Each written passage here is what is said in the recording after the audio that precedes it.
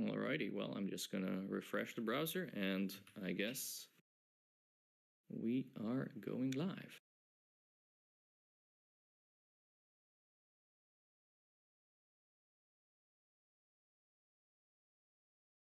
Aha! Hello, everybody, and welcome to the closed Magistral Via de Zahara tournament. Happy to have you here with us. Anna is going to start playing against Mathieu Terno. He is a FIDE master from France, and his rating is 2,299. So, welcome everybody. We're still preparing a bit before the stream, well, before the game actually starts. Glad you could make it this morning, wherever you might be. If you're in Australia, it's probably not morning. Hello, Blue Boy. Bucks, why are you not there in the playing hall and taking pictures? This is the important question.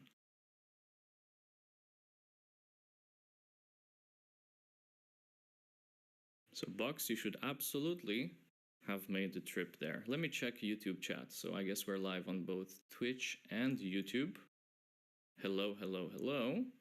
Mr. Julian is here on YouTube and Lovinsky. Welcome, guys. It is working. Yay.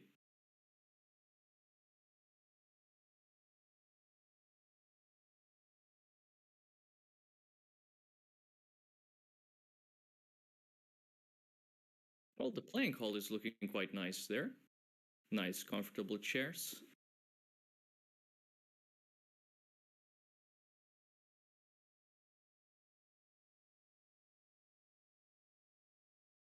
And honestly, we can even see the clocks live. That is wonderful. This time the clocks are facing in the correct direction, guys. Let's get some hype for that.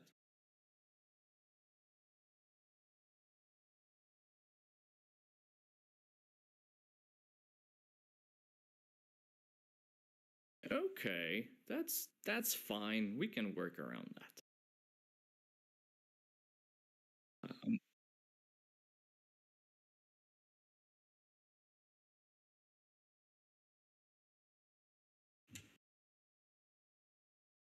we have people commenting in the chat on the fact that I finally obtained my WIM title. Yes, yes, guys, I was able to obtain my last norm the other month, and now I'm a WIM. So, what can I say? It was a tough journey, and now the journey to WGM starts, but I will not get that before Anna.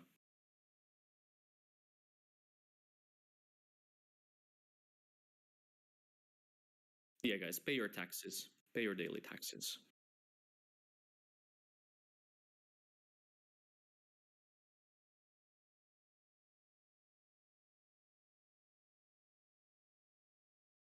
Yeah, it sounds like I'm talking to myself, but I'm actually talking to Anna, guys, and you guys cannot hear her.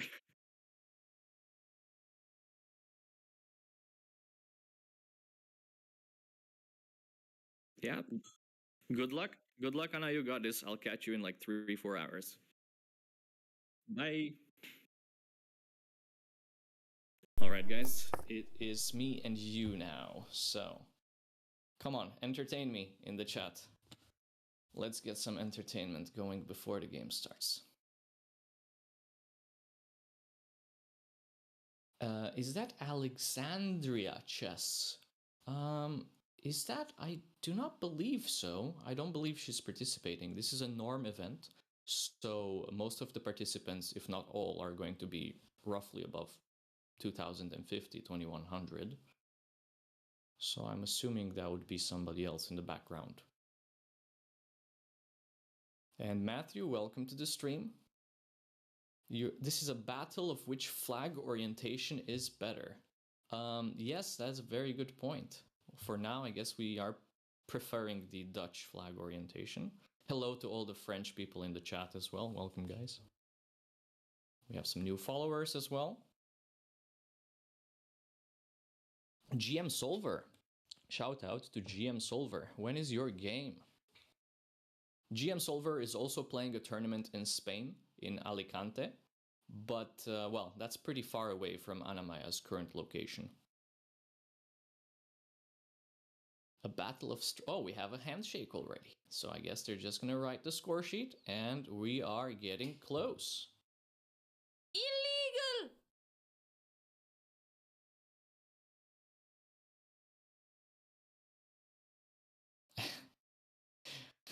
Hello, hello, hello, everyone. Hello, Giant Pixels. The guy's looking... I like this guy. I like Mathieu. I think he's funny. Hello, Blue Boy. Hello, Screws and Giant Pixels. And hello to 480i, who apparently says he's only here for me now. That... Guys, you should definitely be here for Anna. Vlad has alerts. No, guys, I'm just reading the chat. I'm just reading the chat. Like, this is the screen where I'm reading the chat and, well, watching the cam. And this is my big screen where I'm going to be following the live moves and also doing some analysis on the board. Wow, that's a lot of people joining here, so that's nice.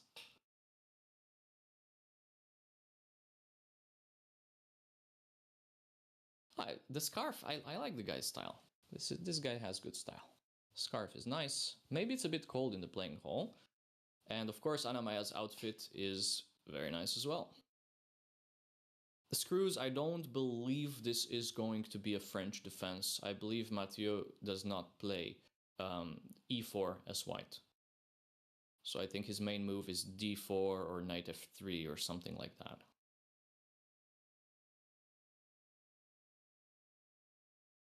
In the YouTube chat, somebody says, cannot see the digits on the clock. Well, we are going to get a live PGN source, so there's not going to be any delay between the video and the DGT board.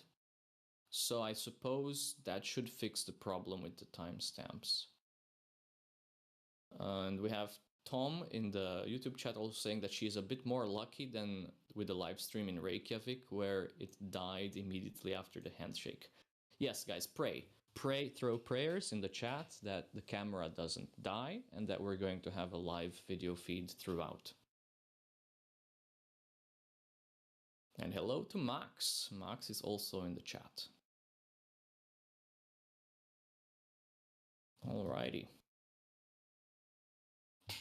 So, I suppose there are going to be some short introductions from the arbiter and organizing staff. And then after that, we are going to start. Prediction is live in the chat, guys. Make sure you gamble your points away. Starts early. Well, yeah, I guess it's 9:30 in Spain, which is quite early for Spain, that's for sure. Have some clapping in the playing hall, so presumably one of the speeches is over.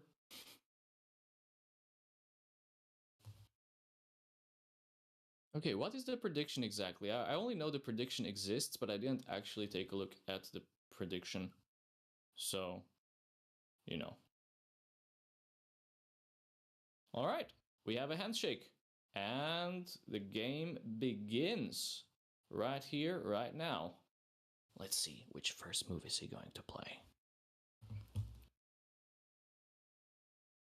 Well, that does appear like it was pawn to d4, right, guys? I'm not just blind. Okay. d4, knight f6.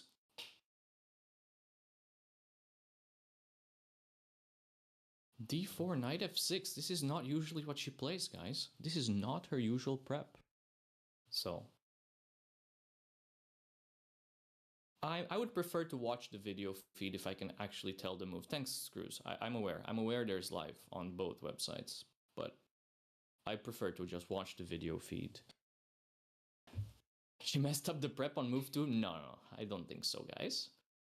Actually, it's white who's currently thinking on move 2 after d4, knight f6, which I find rather amusing. It's not so common to see somebody thinking on move 2 after d4, knight f6.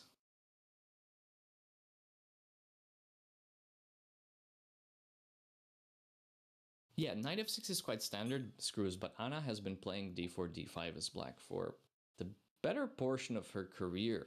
So I guess he's not really expecting this. And he's thinking a bit like, what option does she have? Will she play some King's Indian or Grunfeld or go for something like a Nimzo or Bogo?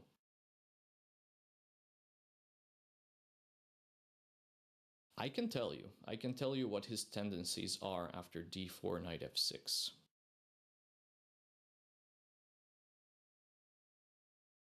Okay, c4, c4 coming through. Let's see what Anna has prepared here.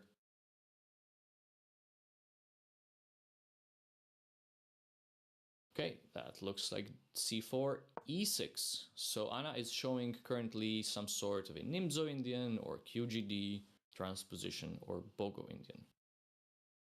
3 knight f3 on the board. The white is dodging. With this move, white is actually dodging the Nimzo Indian. So bishop b4 now would be the Bogo. b6 an idea in those openings.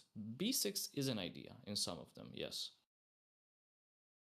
Queen's Indian, you could play Queen's Indian, you could play Bogo Indian, you could play a Benoni, like even c5 in this move order is considered to be like a better way to enter the Benoni because you have effectively avoided any sort of aggressive options for white, starting with pawn pushes e4 and f4 later.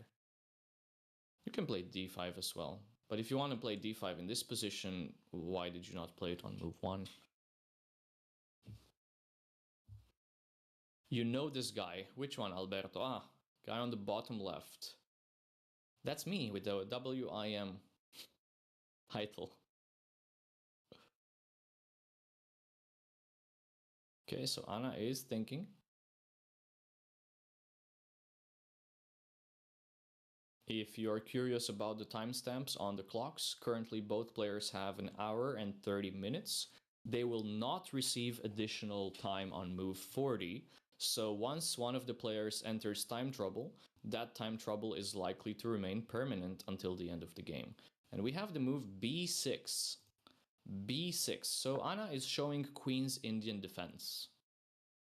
2 rounds today, 2 rounds tomorrow, 2 rounds on Friday, 2 rounds on Saturday, and then finally the last round on Sunday morning. I'll be joining the stream for commentary during the morning rounds tomorrow and Friday as well. I'm not so certain about Saturday because I have my own OTB tournament, classical, to play here. So you guys are gonna... I'm not sure who's covering the afternoon rounds. All I can tell you is I'm not going to be there. So hopefully some of the mods can take over, or maybe Akjet will take over. I'm not sure yet.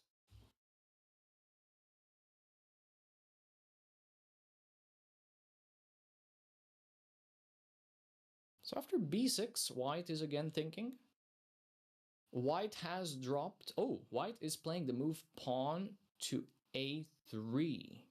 Okay, this is called... I believe this is called the Petrosian version. Yes. I think this is called the Petrosian variation. Basically, white wants to play the move knight to c3 without being hindered with the move bishop to b4. And why does white want to do this? Well, white is going to play for a big center. So the crucial square here that white wants to control is e4, such that they can put a pawn on e4 and obtain a large space advantage. So the move a3 is like a prophylactic move that ensures the control of e4 later on in the game. Bishop to b7, of course we expected this, and now knight to c3. Yeah, bishop b7, knight c3. Also, guys, if you feel like I'm going off on some tangents, like analyzing too deeply and there are moves coming through and I haven't made them on the board, you should definitely let me know in the chat. It's going to be very difficult for me to match the level of Akjet's commentary, who did really an amazing job during the Reykjavik Open. So I think if you can give me any sort of feedback in the chat, preferably constructive feedback, but we take the other kinds of feedback as well. So just let me know if there are any things that I can do to improve. 6.5 is the required WGM norm. So I believe 6.5 out of 9. Don't compare yourself to Okjet. There is no joy to be had there. Very good. Very good. I agree. I'll be the first one to agree with that.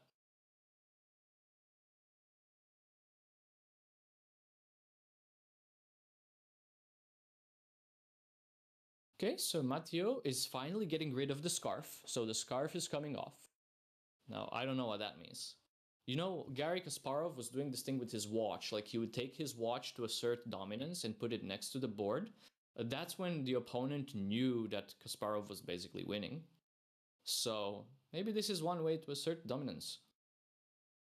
Scarf off means business, like rolling your sleeves up. That's correct. That is correct. And Anna is thinking here. So the main move in the position is actually d5. d5 is the main move in the position, staking a claim in the center. And, well, trying to contest the central squares. Scarf on is like every guy after watching Dune. That's a good joke. Have you guys seen Dune Part 2 already? Raise your hand if you have seen, or, well, you can also raise your hand to tell me you have not seen Dune. A3, you stop playing that at 1500 FIDE. Well, I think A3 is one of the main moves, so I do not believe that A3 is a bad move. So D5 is a move here, G6, Lisan al-Gaib! That's right, guys, Lisan al-Gaib! Raise your hands if you watched or did not watch it, so everybody raise your hands. Schrodinger's Dune. We have the Schrodinger's Dune. Did you watch it or not? We have Definitely in the chat. Definitely, this is a very good username. I commend you, sir, for picking this particular username. It's definitely very good. Hoshino Warrior, hands down. I don't know, man. Keep your hands where I can see them. Fly You Fools has seen only one Dune movie. I'm assuming it was the first one.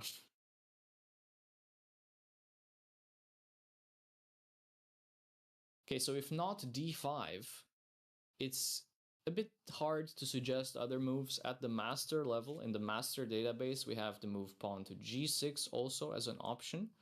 And then even the move, am I seeing this right? The move knight to e4. Now that seems very premature. So I wouldn't expect g6 or knight to e4. I would definitely expect the move d5. First Dune movie was 1984. I believe that was under the direction of David Lynch.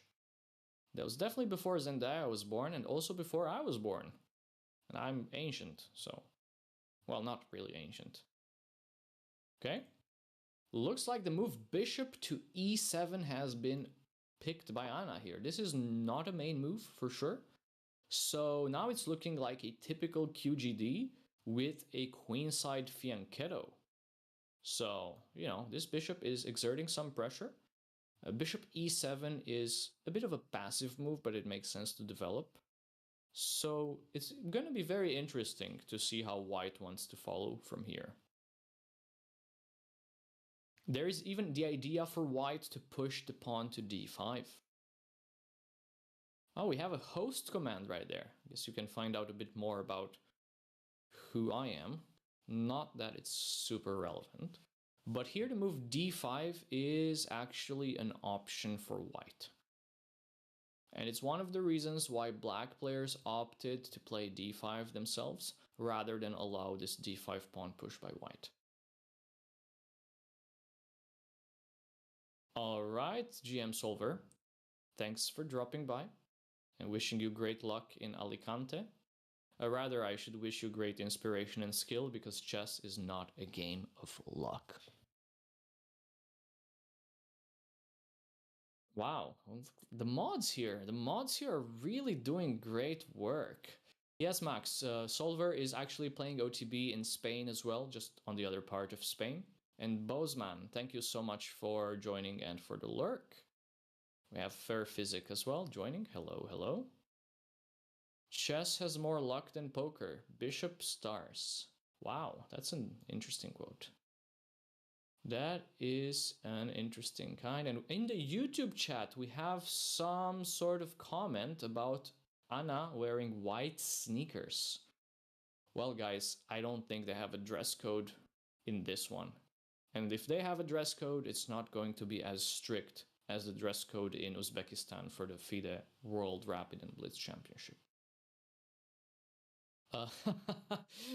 Bucks, I see that Nightbot had a small mistake. Just a tiny mistake there in the YouTube. But I'm sure you can fix that.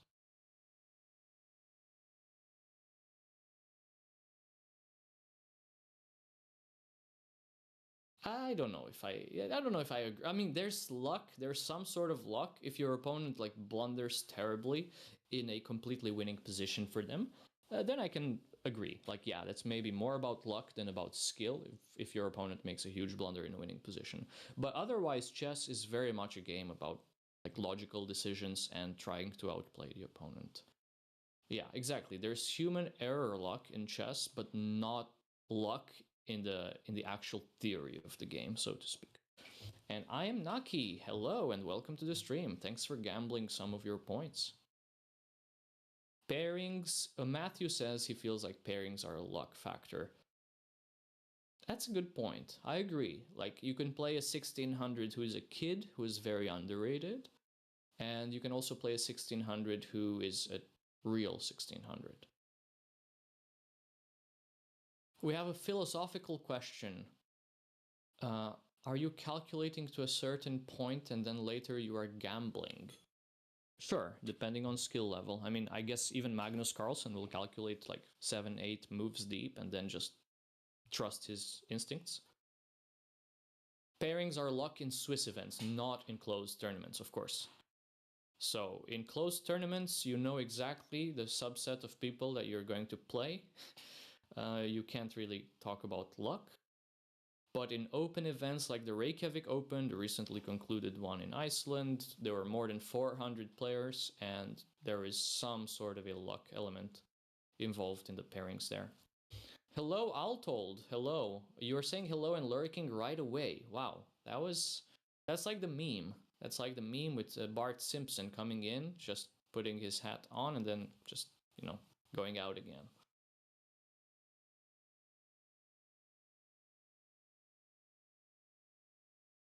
Okay, so what's happening? White is still thinking. White is still thinking. How many moves can White realistically? Oh, is it Grandpa Simpson? I'm sorry. That was a mistake. That was a strategic mistake. It's okay. So d5 is a move. d5 is a move for White here, and the one that we're expecting. Queen c2 would be the second most popular move in the position. And then also the move bishop to f4 exists, but we don't really like the London, do we, chat? So, yeah, bishop f4 would be very strange. I'm expecting the move d5 here.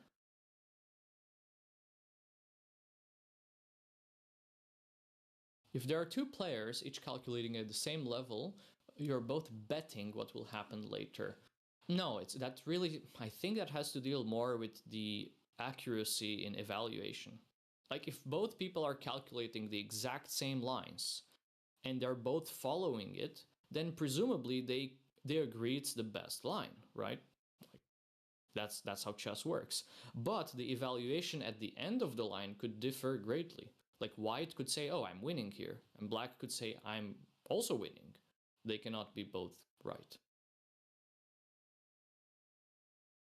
So, only Botez likes the London. I don't think that's an accurate statement, Kevin. I think a lot of people like the London. I think even some people in the chat like the London, but not a whole lot of them. Generally, my opinion on the London is that it's boring. My opinion on the London as a coach, my opinion on the London is that it doesn't teach you enough about various pawn structures and plans. And if you really want to play London, then you can definitely play London. No problem.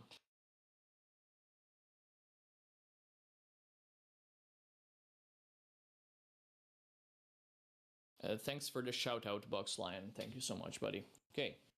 So, Mathieu Ternon is still thinking what to play here on move number 6. We're on move number 6 of what looks like a Queen's Indian defense hybrid, where the bishop on e7 move is not the most common, but it definitely exists. So no mistakes, no inaccuracies so far. No, Blue Boy, there is no time added after the 40th move. Now we don't have a sad bishop. There's no sad bishop, guys. So Anna-Maja has fixed her biggest problem with black openings, and that is what to do about the light squared bishop. So this bishop is very happy at the moment, although it has to be said, the move d5 would not make this bishop that happy. So, like, you know, after the move d5, you could expect something like short castles to happen, and then I guess white has some options. White could play e4 right away, which is the most logical option, and now the bishop on b7 is not feeling so great. So I believe instead of bishop to e7 here on move 5, the common way to play this position is with d5. And this way, you know, like, you can also follow up with knight b to d7, presumably breaking the center with c5 later, and you're not giving white so much of a space advantage in the center of the board. But this is the current position. Why is Vlad called a stroopwafel? I guess it's because I'm very sweet and irresistible, right?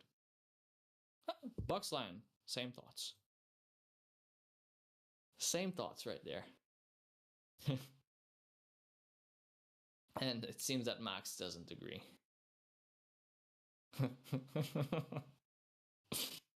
Yeah, so the stroopwafel is a very delicious snack.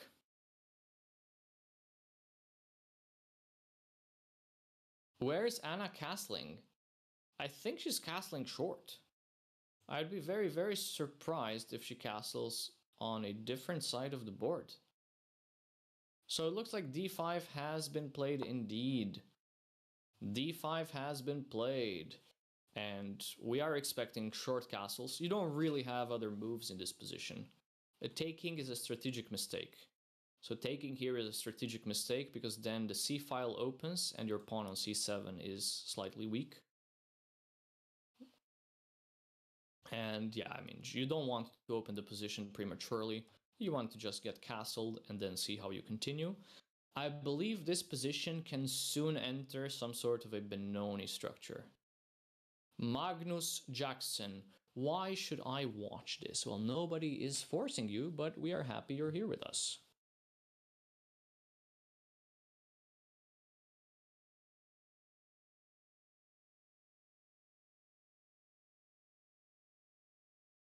If you like London and you don't like Benoni, I think that's a you problem. You have a date with a GM now, Screws. Is it a male GM or a female GM?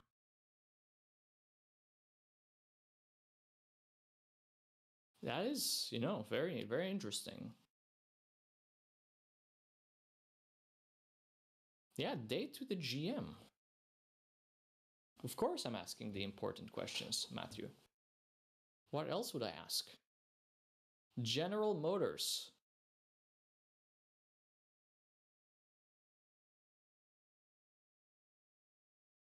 We have Lovinsky, actually. Lovinsky in the chat, in the YouTube chat, in fact, asking if she got invited to this tournament. Yes, she got invited by the organizers. And she was very happy to accept because she is pursuing WGM norms, which currently she doesn't have any of. So it would be a great thing to do. Sir, you're going off on a tangent. Ha, joke's on you, buddy. You brought it up. General manager or genetically modified can also mean GM. Yeah, it's true. Or the other way. GM can also mean genetically modified. But usually I believe the abbreviation is GMO for genetically modified organism, I guess.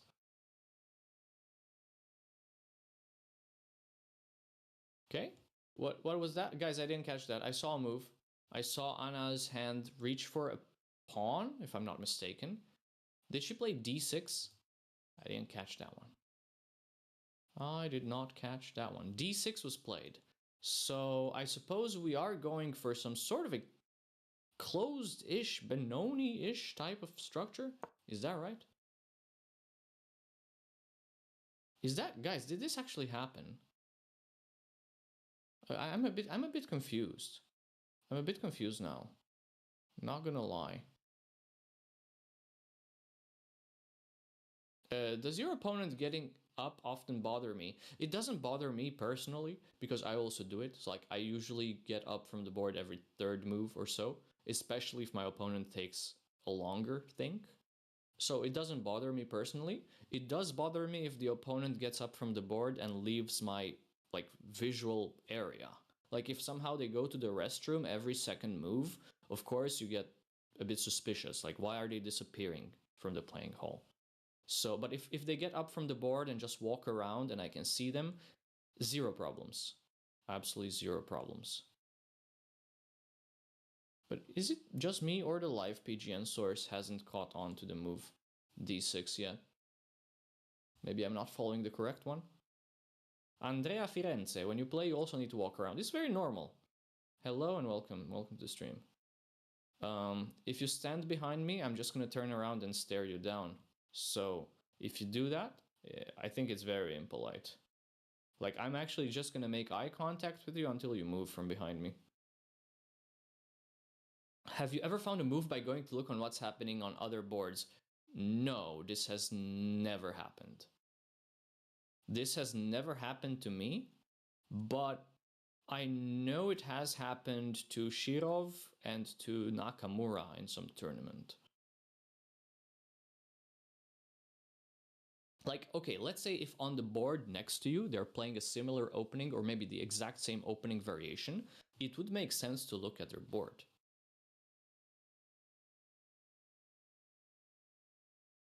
So guys, mods in the chat, can you help me with providing a direct link to the current PGN source that you're using? Because it's not, like on mine, it's not registering the move d6 yet. Which is a bit strange. Aha, thank you, Blue Boy. Thank you, Blue Boy. Let's get the...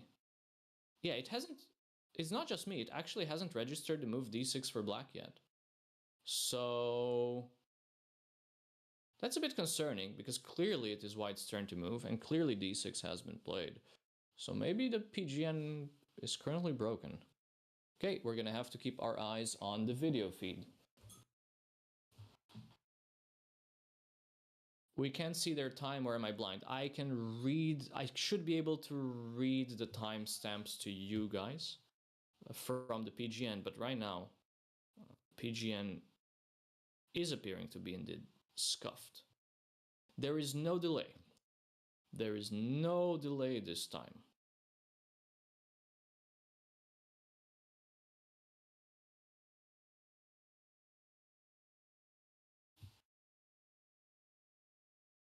So, let's see. What's happening? Why are the moves not coming through?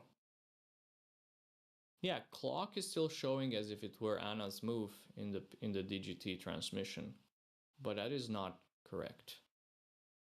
That is not the case, in fact. So, what do you think? What do you think about this d6? What happens if d takes e6, f takes e6? How do we feel about this position? Something like knight g5? For some reason, I'm not like in love with this. But okay, maybe it's fine. Queen d7. The thing is, white is not really fully developed either. So maybe Anna just is very clever here and is going for some sort of a French type position where the f-file is half open. Who knows? But this d6 doesn't strike me as a main move. So it's definitely appearing a bit odd to my eyes. But then again, it's not really easy to exploit.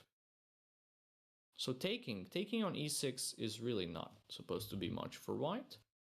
But then white could actually play the move e4. And once white plays the move e4, some decisions, decisions, I'm sorry, I cannot speak this language, English.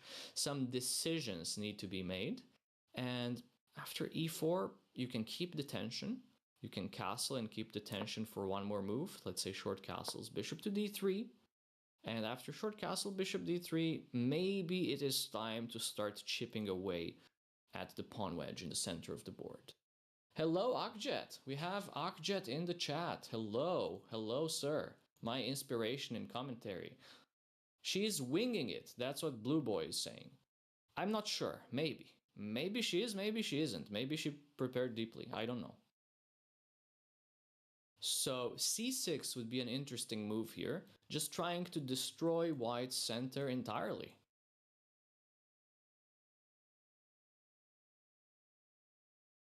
Maybe yes. Okay, guys, I'm not gonna do a Dmitry Komarov cosplay unless, let's see. So Anna is currently sitting on 973 subs, and we have a goal at 1100. If we meet the sub goal on today's stream, I will do a Dmitry Komarov cosplay and talk in Russian accent until the end of the stream. Maybe some thinking now. Some thinking for white, some thinking for black. What to do? What he will play. Okay, so going back to the actual position, d6 has been played, as we know. And it's still white's turn to move. You don't know Komarov? What? You mean why the accent is so nasal? That's how he speaks, man. That's how Dmitry Komarov speaks. You should type in YouTube Dmitry Komarov commentary, and you will see what I'm talking about.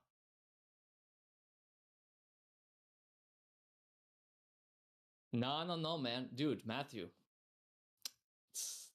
It's not a round number, 927. At least it should be 1000, in my opinion. It should be 1000. Okay, the PGN has updated. Akjet watching from the TV, that's why he's on YouTube chat. I'm 100% sure.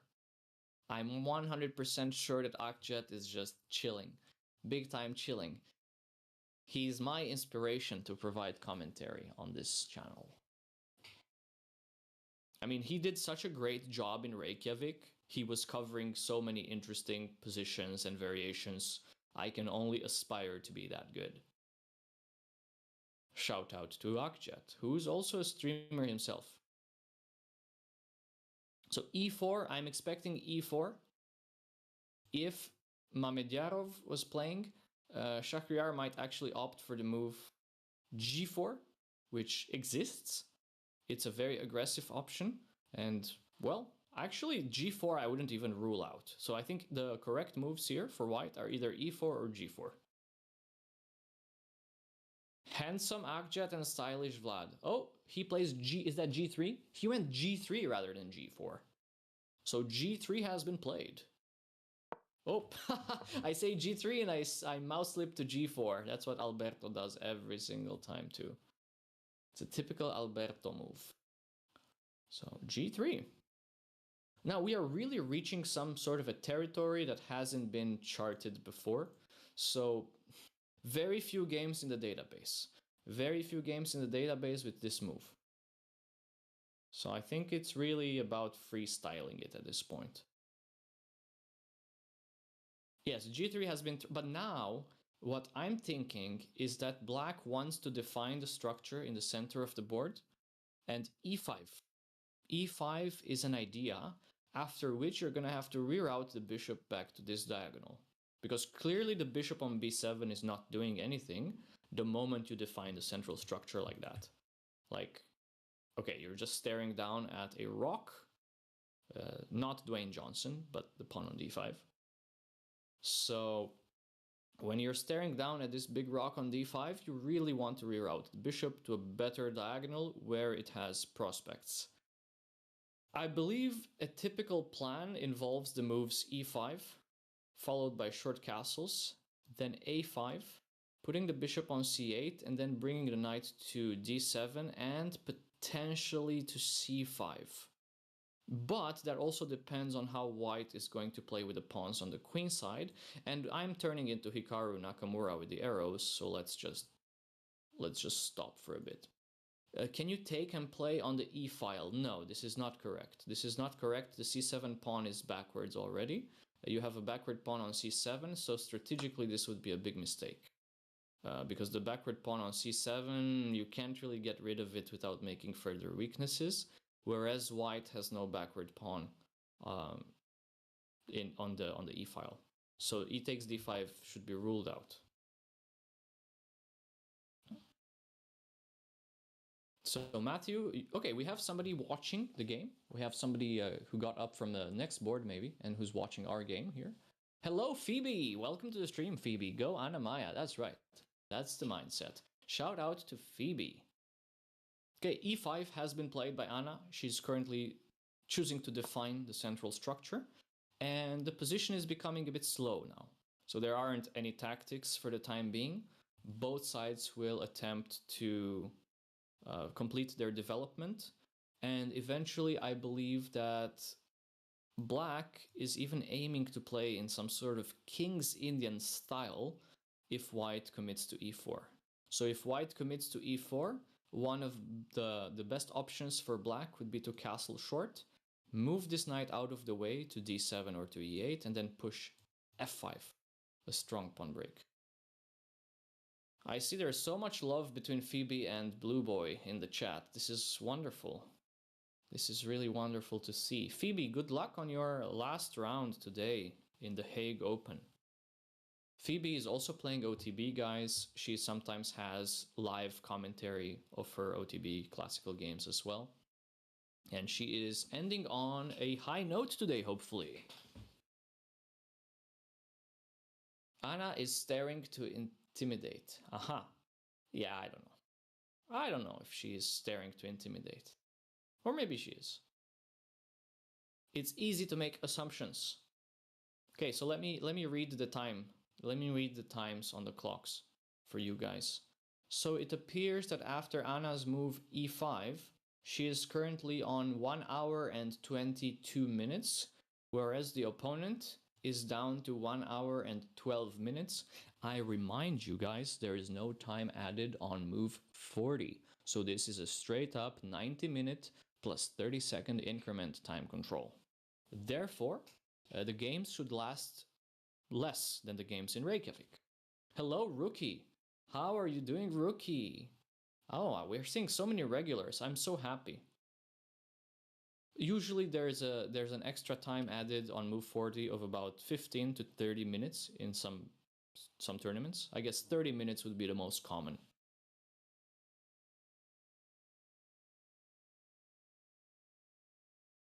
Okay, let's see what YouTube chat is saying as well.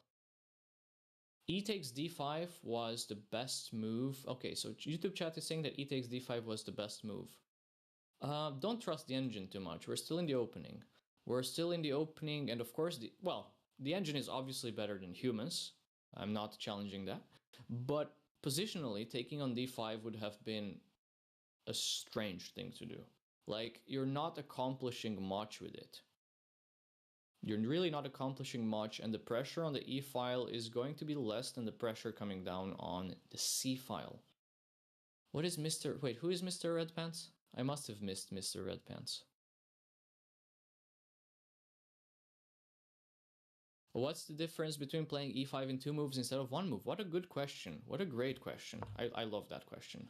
So that's very good. That is very, very good. Well, we have to go back a few moves.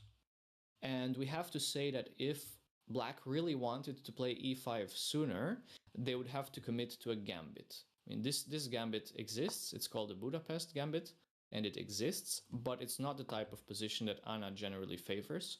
So she went for, well, she went for the more positionally minded e6, and in this moment it made, wait, sorry, this is not what happened.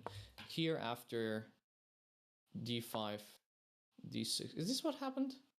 Is this right? I think this is this the current position? Yeah, this is the current position. So in this position, now she decided to determine the pawn structure in the center by playing e5. So realistically, how long do I expect this game to last? I expect the game to last 3 hours and a half. So 3 hours and a half till the end. That's the right answer. I expect the game to last till the end. I expect the game to last 3 hours and a half. Not 4 hours. I think 4 hours is a bit much in this time control. But it could be 4 hours if they're both in time trouble and reaching a deep end game. But 3 hours and a half would be my guess.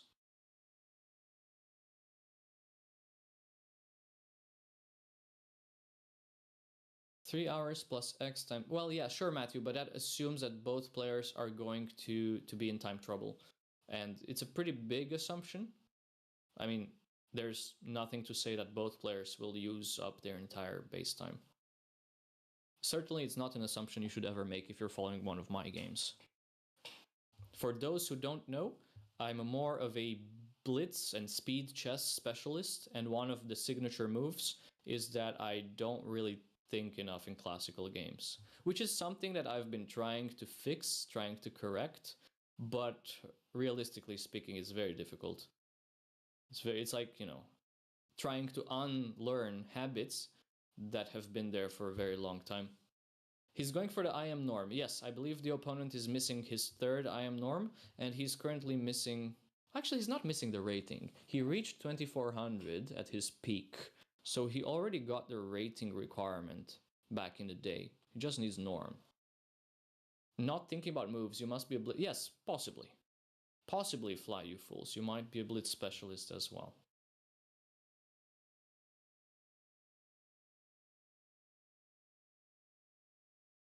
So would it be a thing? Akjet, thank you so much for subscribing at tier 1. That's a 46-month resub. This guy is getting close to 4 years of subbing to the channel. What a legend. What a legend.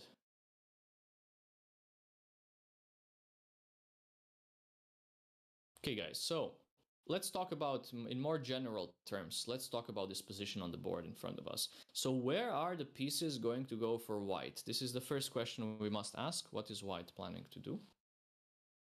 Akjet in both chats now. What a legend.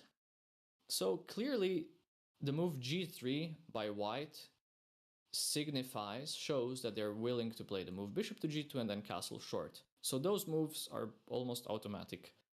Now, what is white going to do with the bishop from c1? I'm not so certain. I am not so certain. We would absolutely love to see a move like bishop to g5, because that allows us to get our knight out of the way and offer a trade for our worst minor piece. Currently, our worst minor piece should be considered, in a classical sense, the bishop from e7, because it has less mobility. It's being restricted by the pawn chain. So in a classical sense, black should aim to exchange this piece. Okay, h4 has been played. Wow, h4. What is happening? What is happening? h4. Is that really a move? Guys, is that actually a move here? I'm not seeing any master level games. I'm not seeing many games in this variation, guys. This is not something that I expected, and it's definitely not something that Anna expected. So I'm unsure. Is this really dangerous, though? Thank you for the follow, Austrian Chess Viking. Welcome to the stream.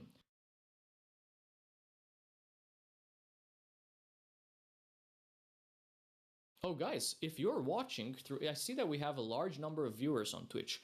If you are watching through the Chess TV embed and you've never been in Anna-Maja's chat, I have a little experiment. I want to ask you, which country are you tuning in from? So, let us know in the chat. Say hello, even if you're a first-time chatter. Even if you've never been here, we welcome everybody. Yeah, I think this h4 is not necessarily... Don't chase me, says he's from the Netherlands. France, we have somebody from France, US and A. Wow, we have some very European. I would expect this stream to be very European centric because, well, it's the time that's kind of ungodly for our American viewers. Probably we have some viewers from Asia and also from Australia. Who knows? Texas, that's right. Noobish Squirtle joining from Texas. Let's go. Belgium. I love this. It is 3 a.m. in the US in some time zones, I guess. That would be Mountain time zone. They're on daylight savings already. Europe is changing to daylight savings this Sunday. So if you're European, don't forget about daylight savings. I know your smartphones are very smart and they do this automatically, but I'm just informing you that it is going to happen. I am from Romania, guys. I'm tuning in from Bucharest, Romania today. It is currently 11:14 a.m., so 1 hour ahead of Anna-Maja's current location. And, well, it is a beautiful day outside. Therefore, I am inside and commentating on chess. That's a typical chess player thing to do.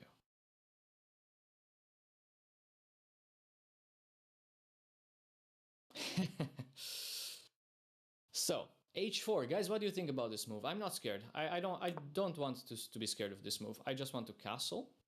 I just want to castle and allow this. I'm even allowing. Actually, I'm allowing this pawn to get all the way to h6. I don't have any sort of a danger in my head here. I don't feel the danger. I don't feel the danger. The white king has not committed anywhere yet. We can also execute some pawn breaks of our own on the queen side. We have c6. Whenever we want to open a file, we just play c6. So I'm completely unconcerned about any sort of attacking plan here. I can just continue normally with knight bd7, h6, g6, and again, I am so unconcerned about this. I'm going to play c6 as black next, try to open the c file and get my counterplay going. So yeah, I mean, I don't feel the danger behind this move h4. We don't want to castle queenside. No, we definitely don't. We don't want to castle queenside because we have two hooks. We have the main hook with a4, a5, which would open the a file, and we have a secondary hook with a pawn breakthrough after b4 and c5. So this is not, the files on the queen side would open too soon for our king to be safe there. You would letting him take on g7 is a bit too much, Bucks. Like, come on, why are you allowing white to open the h file for free? So this is called a concession.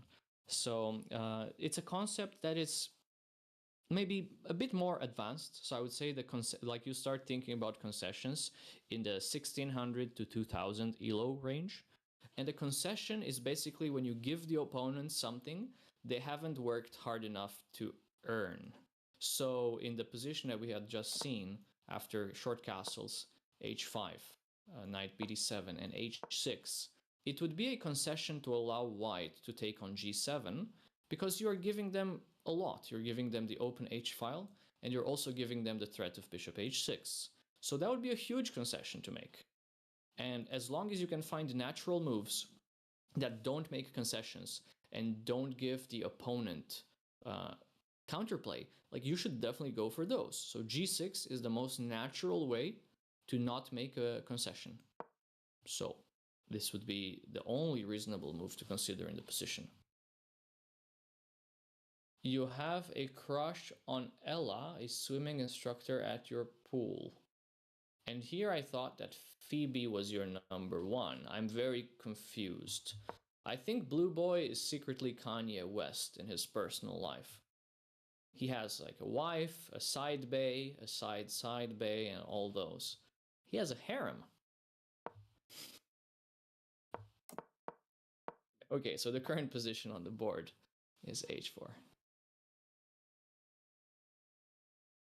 Blue Boy watches girls at a pool. Noted. Oh no, we didn't just go there. Let's switch topic. Crisis.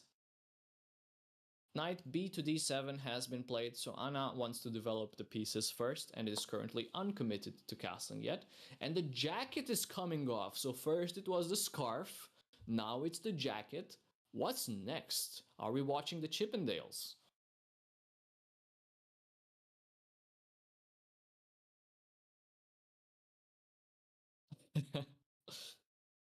Oh my lord. Chat is unhinged and I love it. Chat is very much. We have Julian from YouTube chat is joining us from Chisinau, Moldova, from the capital of Moldova. That is a country I've always wanted to visit, and I mean, I haven't had the opportunity to visit Moldova yet. I just love people from Moldova. So if you have anybody from Moldova joining us in the chat, either YouTube or Twitch, apart from Julian, just raise your hand and tell me that you're from Moldova. It is right next door to me. That's right. It's a neighbor. I wouldn't say that, Max. That's a very polarizing thing to say. Very polarizing thing to say. Max B is spamming channel emotes from Vlad Chess. Who's that guy? Never heard of him. Box knew a guy from Moldova and he hated when you called him a Romanian. Yes, that makes sense. That makes sense. You are not referring to them by their actual nationality. So, like, it's probably the same with other countries too. Thank you, Max, for the compliments, but the compliment doesn't sound genuine. So, like, when you make that compliment, Max, I feel like it's not genuine, so I'm not gonna buy it. It needs to sound genuine. Do people from Moldova do people from Romania get mad when you call them Moldovan? That doesn't happen much, but I would just take it in stride and not find it offensive. John Cardiff is saying hello from Wales. All right, so I'm gonna make a bet.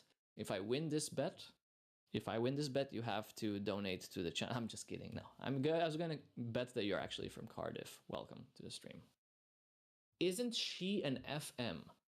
Correct. She is an FM, but she prefers the WIM title. She has both.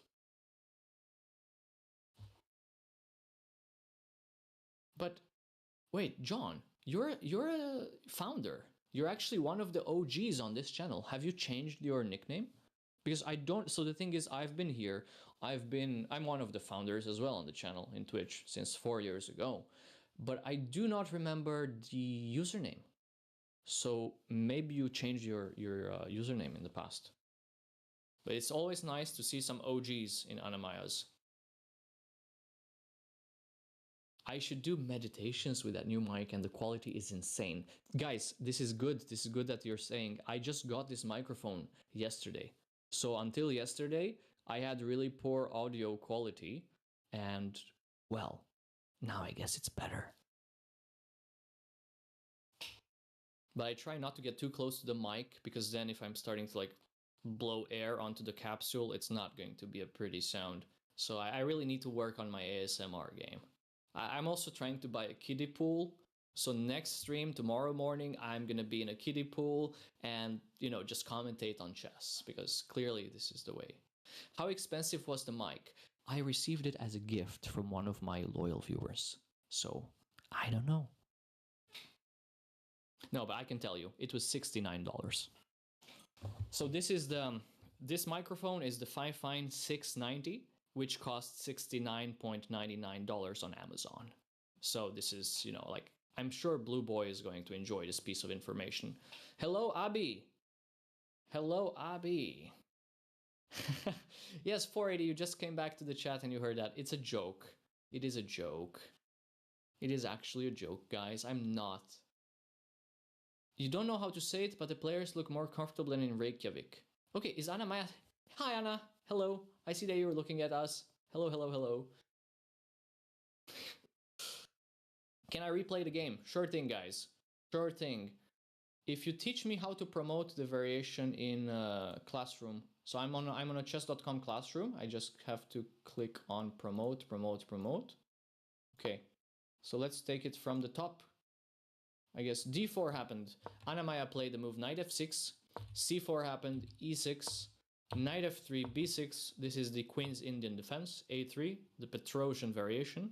Bishop to b7, knight c3, and now seemingly the rare move bishop to e7 was played. Pawn to d5. Anna followed with d6. Matteo followed with g3. Now we define the pawn structure in the center with e5. And white went for the aggressive option of h4. And we developed knight b to d7. And we have a new move. We have a new move on the board. Bishop to h3. This makes a lot of sense. This makes a lot of sense. This would be considered white's bad bishop due to the traditional notion that central pawns being on the same color as your bishop obstruct its movement. So the light squared bishop for white is a bad piece. But now it is also in our best interest to eventually reroute this bishop from b7 to c8 and trade. So this is like a mutually beneficial thing to do, to trade this bishop. Or if you think that you may want to open the long diagonal and apply pressure with the move c6, then it's fine to keep the bishop on b7. I'm not so sure I like the move c6. I think it's very committal. It is very committal because it is making a weakness on the d-file. So I think it's a concession. I think for the time being, playing c6 is a concession, and I would be happier to see the move short castles by black.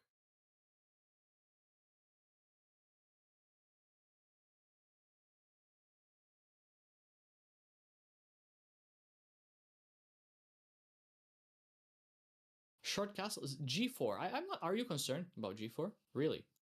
Are you actually concerned about g4? So let's say short castles and g4. What am I going to play with black? I mean, are you really concerned about this? Sure, it's not looking so great if you allow g5 with tempo. All right, I'm just gonna play. I'm just gonna try to open it here. So let's say here, here, here. I'm not concerned. Like, how scary is this looking to you, Akjet? Aha, there's this. But don't we just sacrifice a pawn here or something? Can we go? Can we not go knight f4? Like, okay, so c6, g5, knight h5.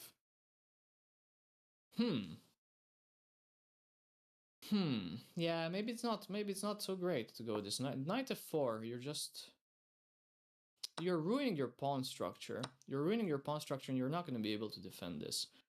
Like, after a move like queen to d2, you're going to be very hard pressed to defend. How about... Ah, but this is looking very ugly. Yeah, if you go g6, it's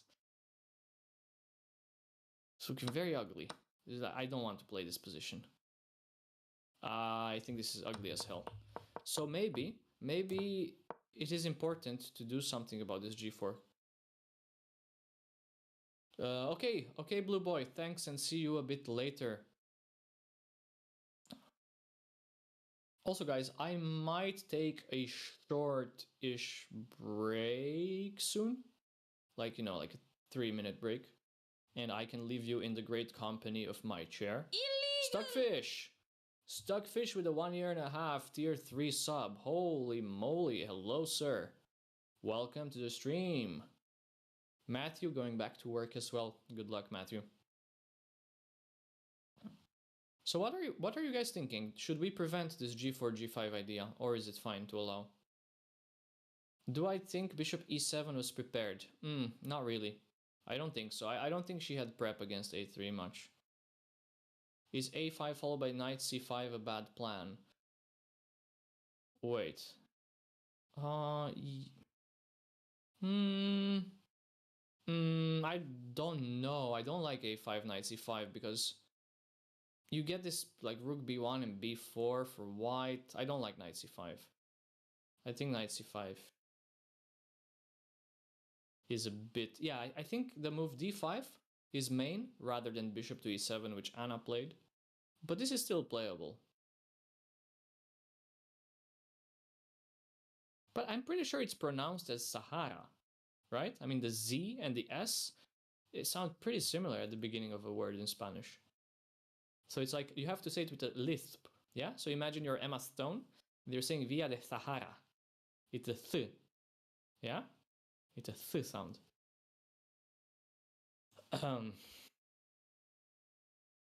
Okay, yeah, the H is probably... I don't speak... Guys, I don't speak Spanish, so disclaimer, if I'm mispronouncing things in Spanish, it's because I don't speak it.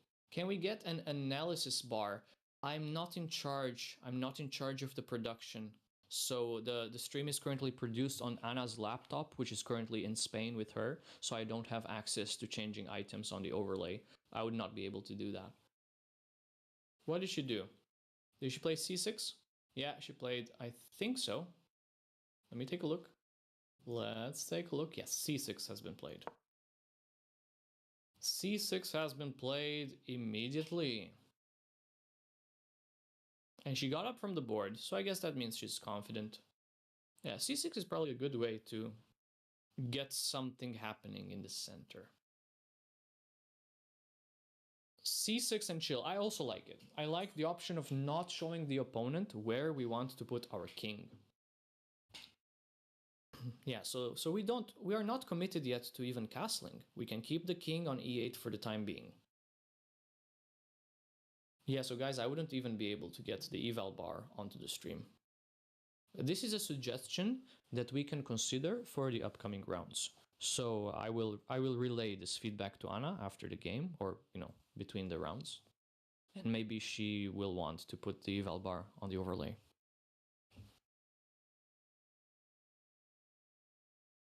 Yeah, g4, g5 is not effective at all.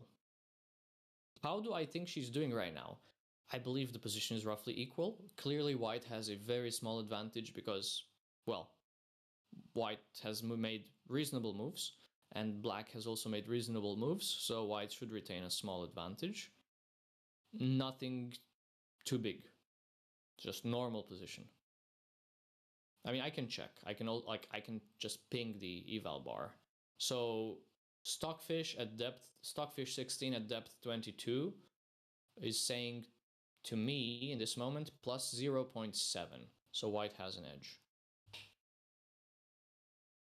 Plus 0.7, it's usually mostly due to the space in these Indian defenses. So it's mostly due to the space advantage given by the d5 pawn. She's building a pyramid. Where is she building a pyramid? On the board? Plus 0.7, resign territory for black. Unless you are Leela playing against Stockfish. Even then, I don't think plus 0.7 is anything concerning. Unless you are an engine, plus 0.7 means nothing. I mean, can you really tell me that this is obviously plus 0.7 rather than plus 0.3? If you can tell me it's obvious to you, then I'm gonna call you out on lying.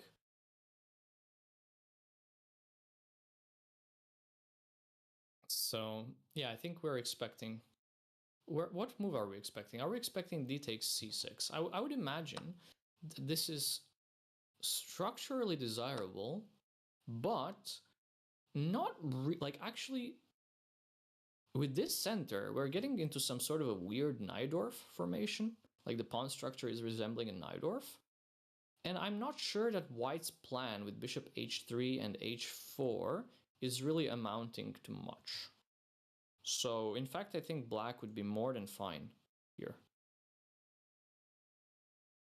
So probably it is better for white to consider just going on with his original plan. Yeah, a Najdorf for black, that's right, but I'm talking about the pawn structure. So this is a typical Najdorf structure where, of course, also the pawn is missing from e4, but we have the typical weakness, the typical outpost on the d5 square, and it's looking like the typical plans in the Najdorf where black would be trying to accomplish d5. Wait, what are you doing? Akjet, why are you spamming the chat, bro? Bucks Lyob, Bucks Lion, Bucks. Zero delay seems like a bad idea. It's okay. It is okay. All of these players are titled players with, good reputation. It's usually what happens is the shady players go to open events for money prizes. There's not really money at stake here. Aha, bishop g5 has been played. According to my eyesight, which is not great. See, I'm wearing glasses, so my eyesight isn't perfect. But according to my vision, what's the money structure? I do not know. So actually, if somebody can answer this in the chat, I would be grateful. So actually, it's very funny. If the pawn was not on h4, if the pawn was still on h2, presumably you'd have this tactic. You'd have this tactic because this bishop would be only defended once. But here we obviously don't have this tactic. Hello, Caleb. Hello, hello. Everything is fine again. Yes, first knight. Everything is fine. Bishop g5 doesn't strike me as dangerous. I think we are actually going to transpose into a pawn structure like this. Like here, here, and now something like rook to c8 maybe. Although I'm not so happy with putting a rook on c8 when the bishop is on h3. Maybe even, honestly, maybe just even going for like Najdorf play with a6 and b5 would be normal. Queen c7 I don't like so much because of knight b5, and then I have to go queen b8 and a6. And honestly, I think black is doing fine here. Even a move like although h6 I don't like. So the reason I don't like h6,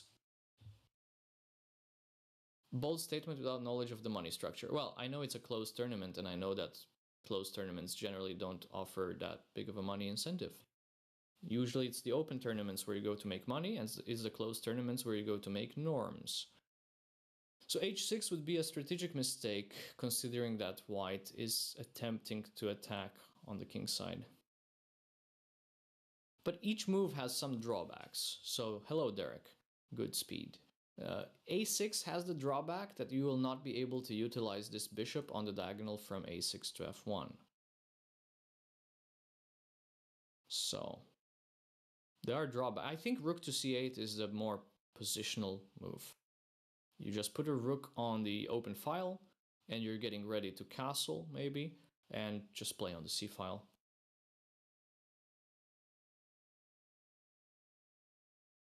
If there was h6, then capture bishop. Major Alex, I'm not sure I'm not sure I'm following your line. So h6, capture, d7, king d7. King d7. Why are we ever taking with the king on d7? I think in all the variations we're going to take with another piece on d7. CD hasn't happened yet according to my DGT relay. Also, the timestamps are currently 58 minutes for white and 1 hour and 8 minutes for Anna.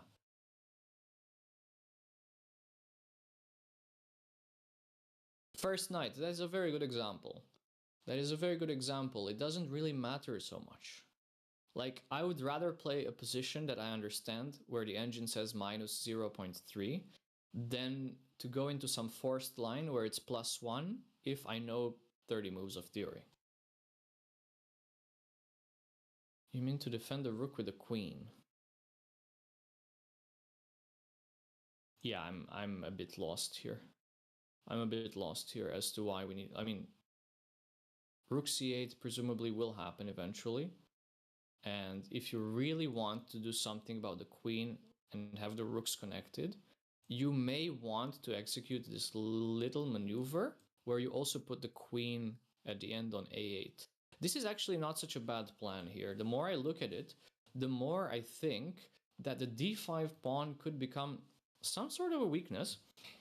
And if white plays the move e4, eventually we would like to break their pawn chain and soften it up with f5. So I'm actually not hating. I actually think in a real game I would definitely consider rook c8, short castle, and then just rerouting my queen all the way into the corner. Who knows? Maybe it's bad. It could be bad. It could be bad. I could follow it up with a6, b5, and knight b6. Of course, I'm already giving like 8 moves for black and none for white, so let's scratch that. Chess is a turn-based game. So I'm not sure if you guys knew this, but in chess, you're not allowed to make 2 moves consecutively. So whenever you're thinking about your plans, Rook c8 actually loses. Does it? Does Rook c8 lose in that position? Well, see, okay, let me go back to the current position on the board is bishop g5, and we haven't taken on d5 yet.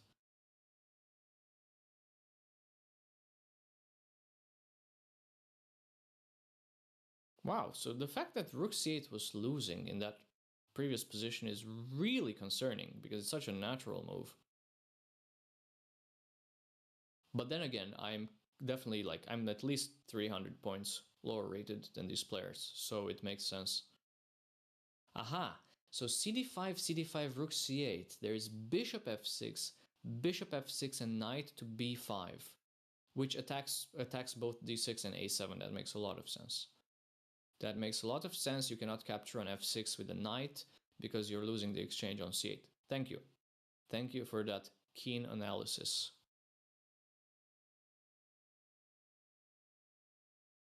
It's a very good point. So far, if you're looking at, if you are into Vladimir Kramnik's statistics, I can tell you that black should be investigated. She's playing with 95.4 accuracy. I think this is really shocking coming from a 2206 player. Definitely should be investigated. Take her shoes off and investigate what sort of devices she might have hidden there.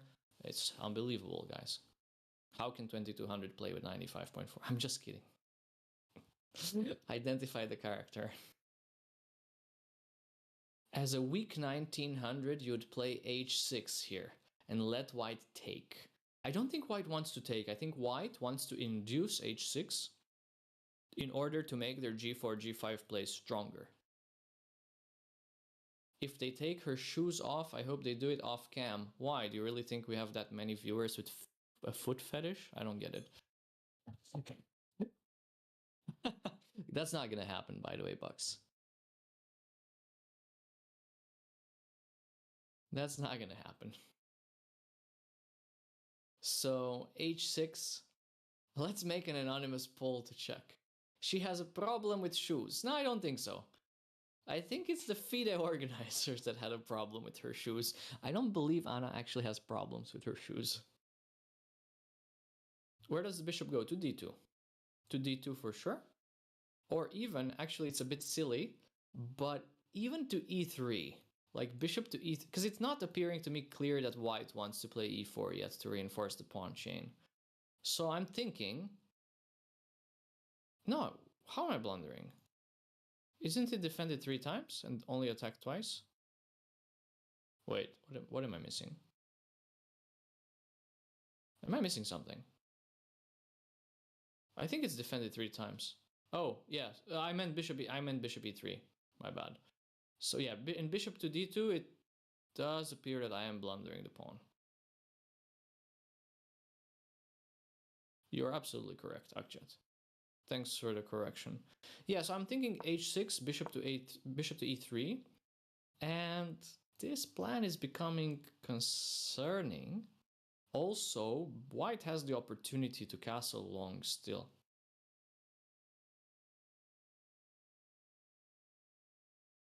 That is very correct, Max. That is very correct. I'm very bad at tactics. I'm so bad at tactics, I somehow got 2700 blitz. Unbelievable. Unbelievable how that happened. Anna playing like a weak 1900. I don't believe so. I do not believe that Anna is playing like a 1900. In fact, I don't think she'll play h6 here, guys. I think she'll take on d5. If I'm willing to, I'm willing to make this, we'll not call it a bet, let's call it a prediction. Black seems really trapped. Why? Wait, she did play h6? Unbelievable. Unbelievable. So where is the bishop going? Aha! Orexiana is telling me she played h6 and we have a 5-stream watch streak. If you write 1900, you don't have to add weak. That is correct.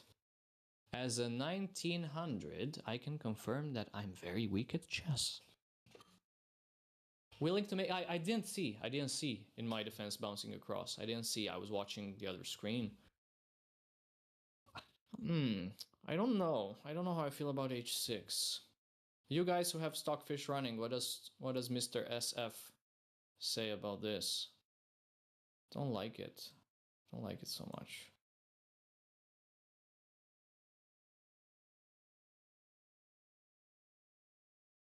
Oh, Mr. Red Pants. Yeah, so she apparently, yeah, chat attracted, chat got my attention here and told me that actually she did play h6.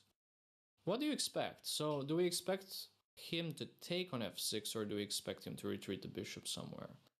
Yeah, that's exactly the same thing I was going to say first night. Also, man, my room is dark, isn't it? Maybe I should get more light. Maybe I should get more light here. Bishop c1 is a sigma move. I'm not sure bishop to c1 is desirable unless you want to make the claim h6 is that much of a weakening move. Like, if you play bishop c1 as white, I would almost take it as a disrespect because like it's very clear that you think that h6 is a mistake then. But if you put the bishop somewhere else, then you can make the claim that, well, you just baited h6 to happen and still develop the bishop to a useful square. I'm expecting bishop to e3 here. I'm expecting bishop to e3 because I don't think the e pawn should move to e4 yet. Yeah, guy is definitely in serious mode. We aren't castling unless white castles. Good point. Very, very good point. I guess for sure we're not castling unless white commits the king to g1 here. Not after playing h6. But what if white doesn't want to waste any more time? What if white just says, okay, screw it. I'm just going to play here, then knight takes, and the bishop from h3 is doing a good job of stopping our rook from coming to c8. So this is not looking that terrible as an idea, yeah? Let's say d takes c6, bishop takes c6, and now I can just play some move. Maybe I'll just castle here. Maybe I'll just castle here and claim that in this position white doesn't have the bishop pair. So black has the bishop pair, but black also has a bigger weakness on d6. What's the time situation? Good question. Let me check. Looks like Matteo has 55 minutes and Anna-Maja has 1 hour and 2 minutes. Bishop to e3 has been played, by the way, as expected. So bishop to e3 has been played. This is apparently me and Matteo think the same about the role of the e2 pawn. She is doing very well on time, indeed. So she is up on time. She is up 8 minutes on the clock, 7-8 minutes. Very good. And I believe that the position is very manageable for the time being. How is rook to c8 now? Does rook to c8 work now? Because before it wasn't a good idea because things were happening on f6. But now rook to c8 is actually looking like a pretty decent move. Just putting the rook on a file that you expect to open.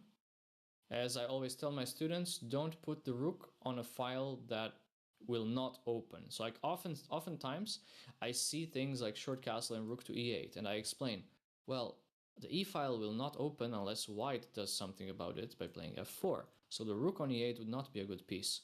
But when you put the rook on a file where you initiate the pawn tension or where pawn tension already exists, then you can pull the trigger. So you have a trigger from c6 to d5 and it's in your hands if you want to open this file for the rook. More expensive than expected, but c'est la vie. What are we talking about, Screws? Aha. So you had a lesson, presumably with a GM. Wow, that's nice. And you didn't know the price before going? That's weird. That doesn't make sense. Like when you take lessons with the GM, normally they tell you the price ahead of the schedule. Otherwise, it's a scam. Vlad thinks I can only meet a GM if I'm having a lesson. That's not what I said. They invited you. Wow, way to be cryptic. So, was it a male GM or a female GM? You haven't answered the question.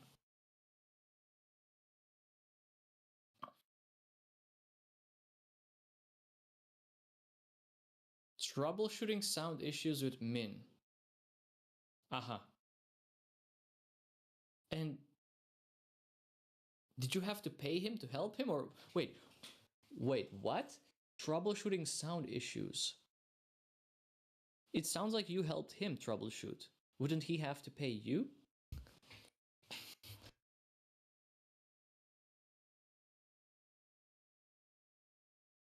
Red colors and green colors are too close to each other. What's that in relation to? Want to play e4 and knight e5. Okay, well, it's probably a good idea. Also, by the way, guys, let's go to the original board position. Rook c8 has not been played. We can charge streamers for the help we provide. Yes, I believe so. If you, I'm sure you can. Why did nobody tell? Because they wanted to scam you. Screws, you're getting scammed.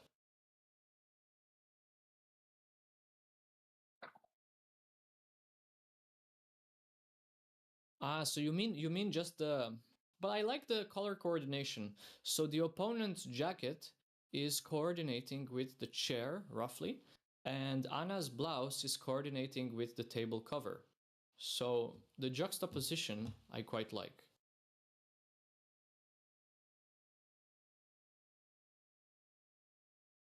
Also, I had forgotten to send my biggest fans. That is my, no, I'm just kidding. I don't have fans. But I did have somebody asking where is the live commentary. So let me get back to them on WhatsApp. There we go. Where's Bucks? Where is Bucks, guys? Has he disappeared? Has Bucks disappeared from the chat?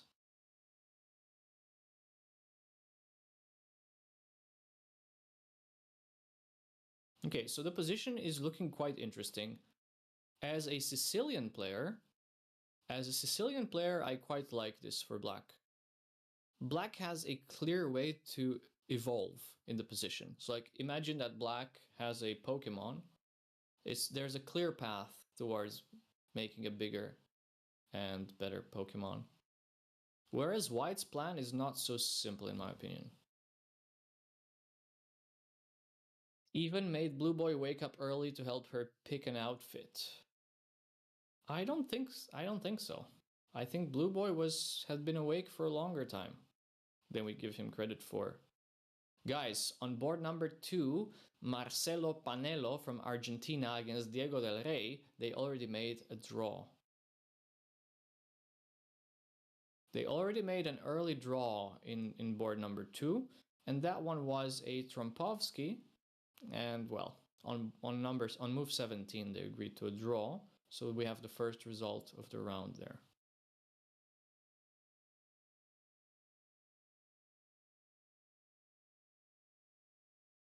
This is technically board number 5, I believe. Yeah, I think this is board 5. At least in the DGT source I'm looking at the moment. But okay, board number doesn't really mean so much.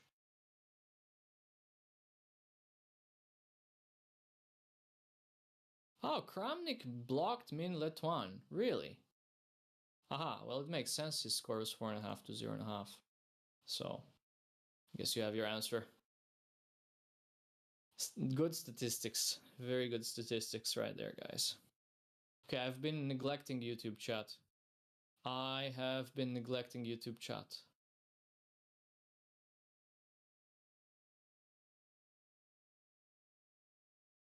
We had a comment from Thomas where he said that bishop takes f6 made sense if he wanted to play more positionally by taking on c6 and rerouting the knight, the f3 knight, to d2, c4, e3, and then d5. Very good point.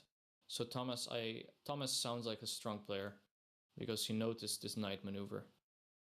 So it was basically what he claimed is that in this variation, taking, then taking here would be an option. But my only problem is that white still has a pawn on c4 for the time being.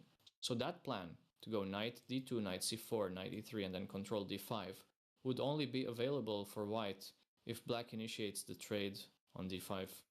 Otherwise, it's not really an option, I guess. Thomas is a real one, that's right. Thomas sounds like a strong player. Always nice when a strong player gives feedback and plans in the chat. Oh, Bucksline is still here. He hasn't disappeared anywhere, guys. Thomas the Tank Engine. Please tell Thomas to come over to Twitch and make himself available. Thomas, you heard Screws. He wants you to be in Twitch chat instead and play for our team in the future.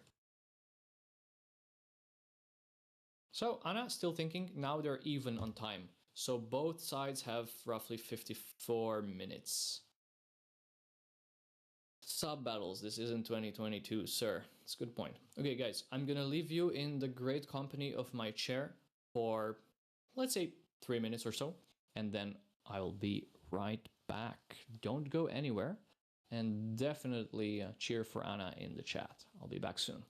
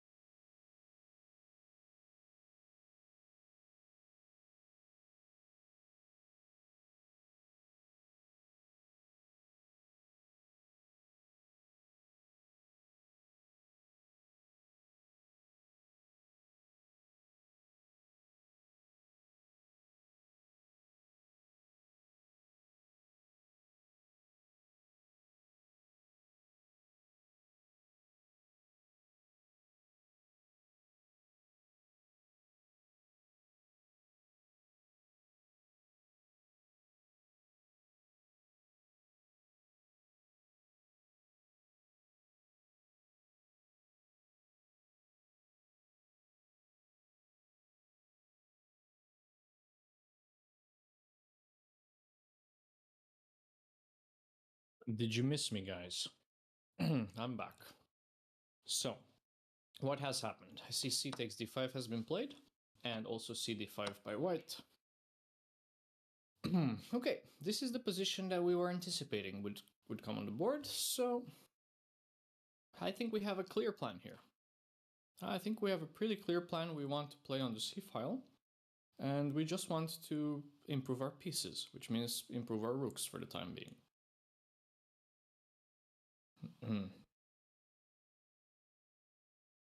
Is Vlad's volume quite low for everyone else? Is that so? I can, well, the thing is I can change the gain.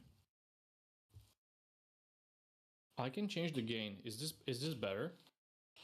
I can get a bit closer. Akjet, why are they cutting your power, man? What's happening there? I don't get it. Some sort of infrastructure work? I increased the gain a bit on my own mic. I'm not producing the software. I'm not producing the stream. I'm not producing the stream, so Anna-Maja is in charge of producing. Well, clearly, she cannot do that during the game. So I can just adjust the gain on my microphone with an analog control. I don't have digital controls on it, but I do have an analog knob. Like there's a knob on the back of my microphone. So I increased. Can't you just call her? Yeah, call. Clearly. I mean, we are in a call, technically speaking. How else do you think she was able to pull in my Discord video through to her feed? But yeah, I mean, generally, I try like not to stay too close to the microphone. Like, you know, generally, I learned this from a YouTube video that you're supposed to like do this. It's like from the thumb to the tip of your pinky. And audio quality is okay. Call means audio, technically. Yeah, I guess it's fine. If you guys can hear me, if you guys can hear the words coming out of my mouth, if it's a bit soft, like if it's not loud enough, I guess you can turn up your volume as well to change that. Like I'm at max gain now. I cannot make it louder on my end. This is the absolute loudest I can make it. I have the input in Discord maxed out, so the input volume is maxed out.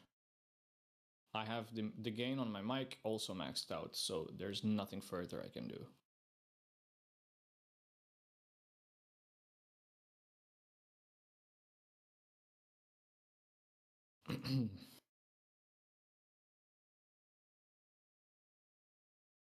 I think this is the first time that I'm ever on Chess TV. We have more than 2,000 viewers. Hello to everybody. I'm currently covering Anna-Maja's games in the Via de Zahara tournament, which is a WGM norm closed. What has she played, by the way? She has played a move. Wait, what? She played b5? Is my PGN scuffed? Hello, I'm new to chess. What website would you recommend I play on? Just do some research. Just do some research on Reddit. Ah, thank you, Alberto is... Wait, why is the PGN saying b5? Is that really the move? b5. That's a great move, guys. That's actually a very deep move, yeah? So what is the point? Tactical point, yeah? Tactics. Tactics. The pawn cannot be captured because then this pawn drops. It's nice. That's a pretty... Actually, I love this. What a clever way to add more pressure to d5. You play b5 immediately and then you go knight b6. Oh, hell yeah, she's cooking. Hold up, let her cook. Hold up, let her cook, guys. This is looking nice. What a great move. I'm loving it.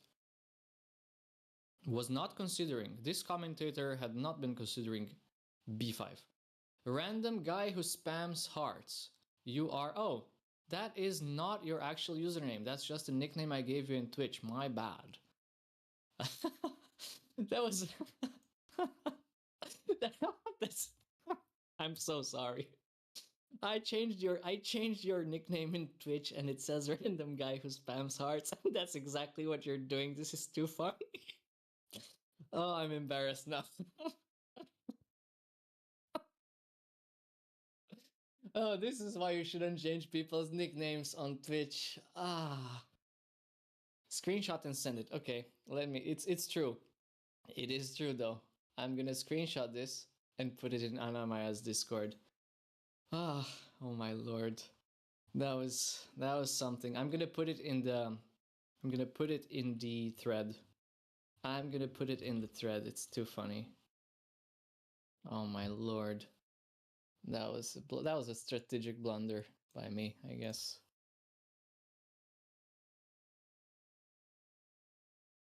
Unbelievable.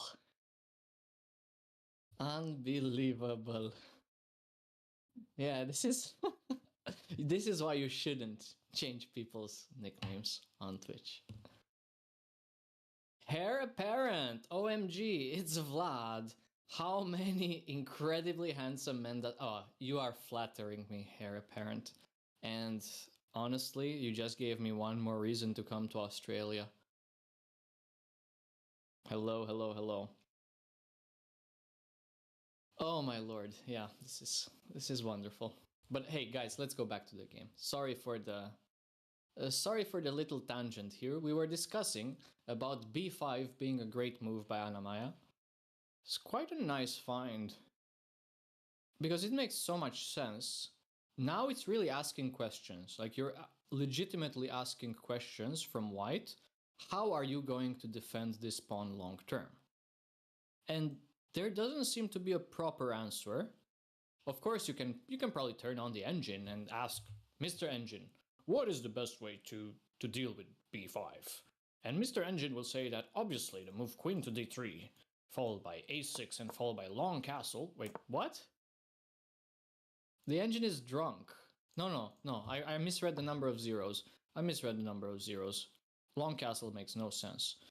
But clearly the engine thinks this is totally fine. I mean, how could you not?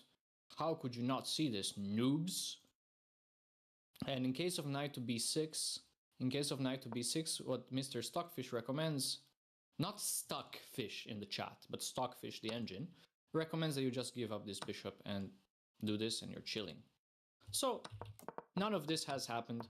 We are still on b5 at the moment. Yeah, b5 is a great move.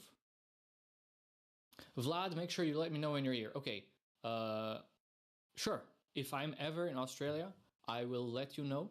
I will let Blue Boy know. I will let Hannah know as well. Yeah, and I will also let Andras Toth, who is one of my favorite chess coaches in the world and one of my favorite YouTube creators as well. He's a Hungarian IM who lives in Australia and makes incredibly instructive comment.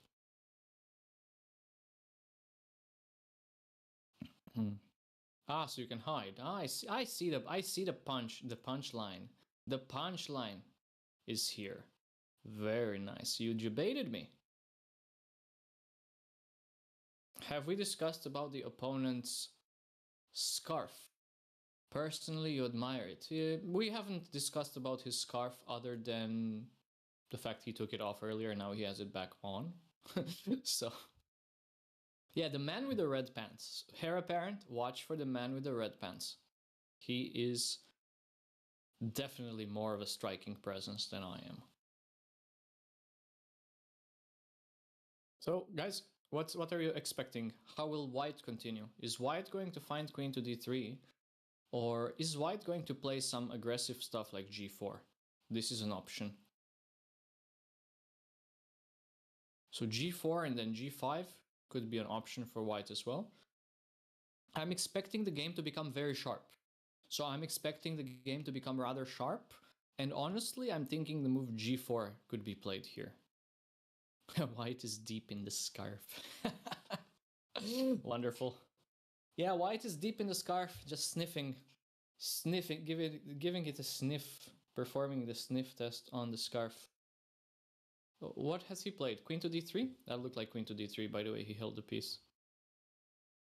That was queen to d3, I believe, guys. Let me confirm. Yes, PGN has queen to d3 as well.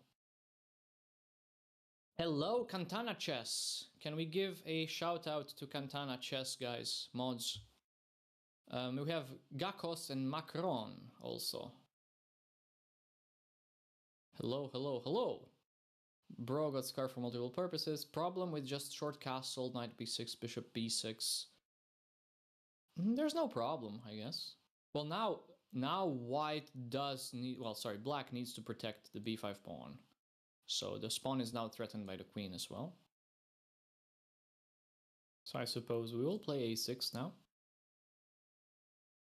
Hello, Cantana Chess. Come to see our favorite stream.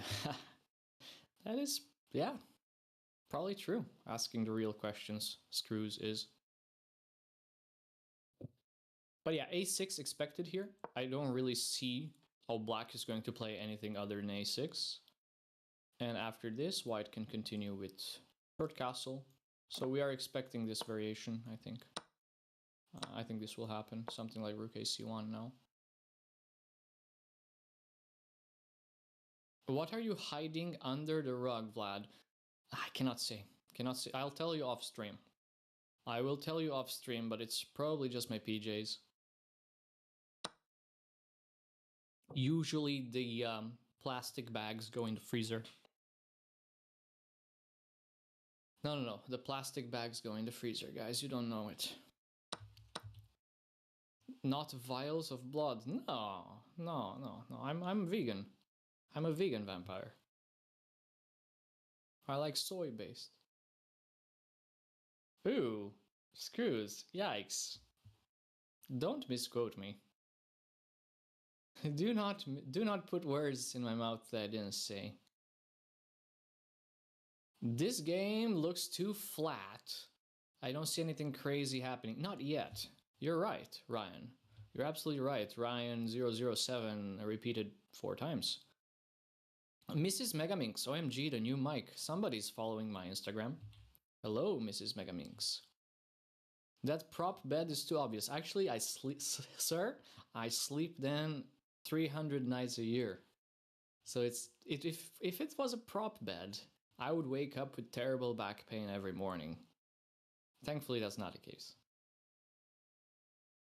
Screws, you are plugging Anna-Maja's socials because it's her channel. Do not plug my socials, please. It's okay. It's okay. It's enough that people know I have a Twitch channel and that they drop a follow if they're interested in seeing more of this content. But as far as plugging my other socials, no need. Someone get this man a Tempur-Pedic sponsorship. If you do that,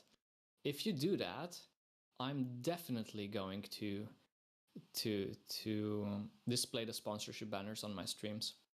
Hey Ryan, may I know who you are? Thank you for asking. That's a very polite way of asking. So my name is Vlad Gica. I'm a Romanian amateur player.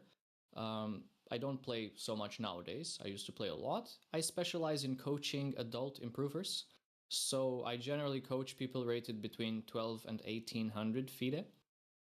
Help them to become better players and reach their goals. And other than that, I'm very much a casual streamer. So, just going live every once in a while and talking to my community. And apparently, Altold has an endorsement here for my coaching services, being one of the current students. Thank you, Altold. But yeah, basically, that's who I am. I'm a 32-year-old man from Romania. 32-year-old man from Romania who is pursuing chess.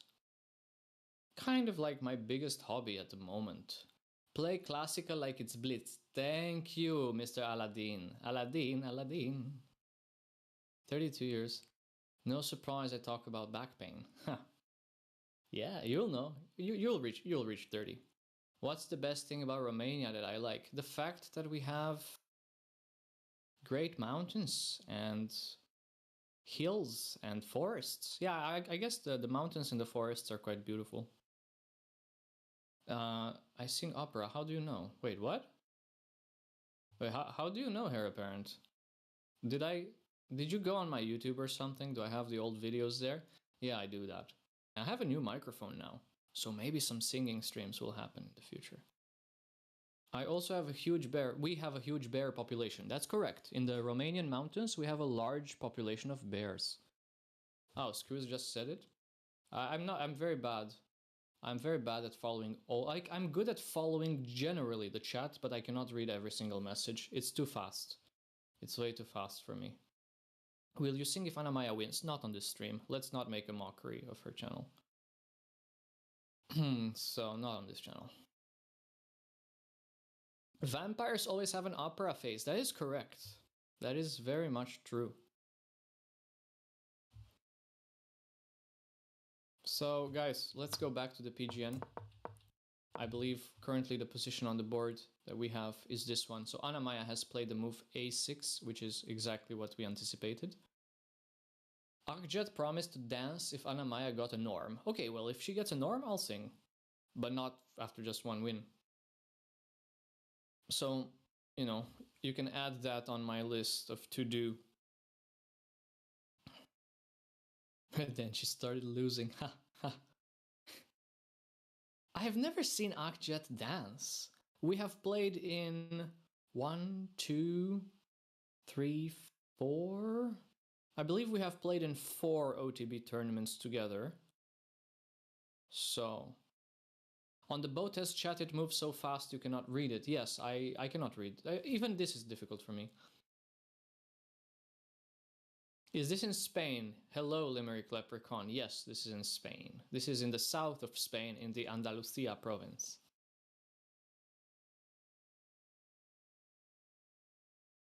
I've never seen Akjet dance despite, you know, traveling with him to 4 tournaments. And maybe, like now I'm thinking, maybe it's not something I want to see, but I kind of do want to see it. One last question for why am I streaming on Anna's channel? No, I'm not her coach. I'm lower rated than Anna. I would not be able to coach her in chess. I'm also not related to her. We're not siblings, we're not cousins. I'm one of her oldest community members, I guess, and one of the stronger regulars who are in her chat. So, and I don't really have a lot of commentary experience, so if there's anything I'm doing wrong, if there's anything I can improve on, please let me know in the chat, and I'll be happy to take your feedback into consideration. But I do love talking about chess, and I do love commentating chess games. It's just that I don't have a lot of experience. Thank you, Andrea. Thank you. That's very kind of you to say. I stayed muted in the chess hall.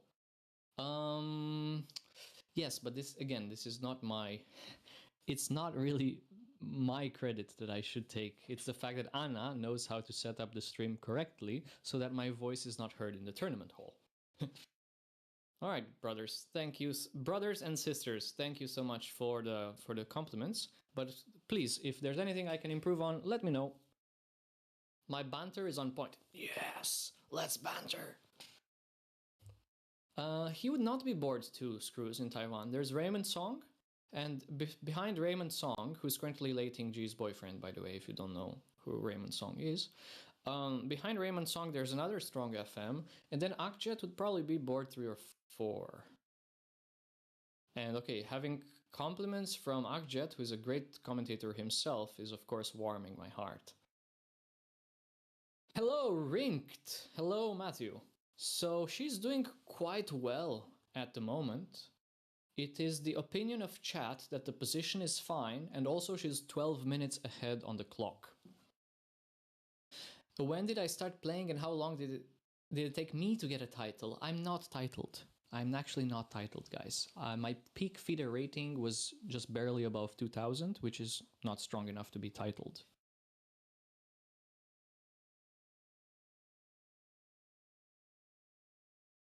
Yes, position is fine, Blue Boy. Position is absolute. I do have the coaching. I do have a FIDE instructor title, so I'm a certified FIDE national instructor. But that doesn't really count as a title. It doesn't really tell much about playing ability. It tells more about coaching ability, I guess. Do I know other chess players from Romania? I do know quite a lot of them. I'm quite active on the local chess scene. So Romanian players are, of course, people that I interact with on a weekly basis. I generally play over the board every weekend. And while we are on that topic, I have to apologize for not being able to provide any commentary during the weekend, since I do have an OTB Classical tournament myself here in Bucharest. The best player from Romania is actually from Hungary. We're sending him back soon. Considering that he's been dropping ELO so quickly, we're probably sending him back to Hungary within 6 more months. We're going to deport him. I see some questions. Do I know Levon Aronian? Yes, I do. Do I know the Botes sisters? I don't know the Botes sisters. I mean, I've met them, but, well, they're very big streamers and they're very busy with their content creation, so we hardly interact. But of course, I do follow some of their content. I follow them in Reykjavik as well. From Rapport to Deport. That is a good one. Actually, Screws, that was a very good one. I like that one. Richard to Deport. If he drops under 2700, I think he's not going to make the national team or something. Well, yeah, but I don't know Raymond Song personally. I'm not in Raymond Song's DMs. You mean Richard wasn't able to build a rapport? Oh my lord, Blue Boy, unbelievable. Blue Boy, I made a big blunder earlier. You should check in Discord. So, there was a person who came in and, well, he was very friendly. And he was putting these like purple hearts in the chat. And this happened on a previous stream as well. So I went into the settings on Twitch and changed the nickname to be displayed to random guy who spams hearts, which is really, I think it does describe them quite well. But then I also read their username back to them like that. And I was like, wait a second, that's not his username. That is his actual nickname that I set. So this is a blunder that I shouldn't make. Yeah, I really, really shouldn't make this blunder.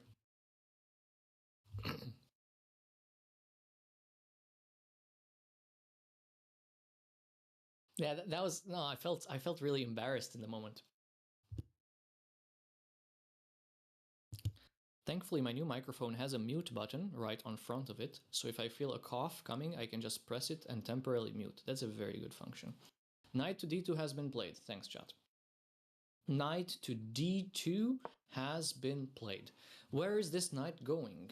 This knight is aiming to go to e4, but can't we just start trading pieces there? I don't feel so good about, like, I don't think this move knight to d2 is that great. So I don't really see the point. I don't really see the point. I mean, clearly if a knight lands on e4, we will probably just trade that, and eventually we're going to get castled on the short side. I think we're doing great for now, guys. I think we're actually doing really, really great.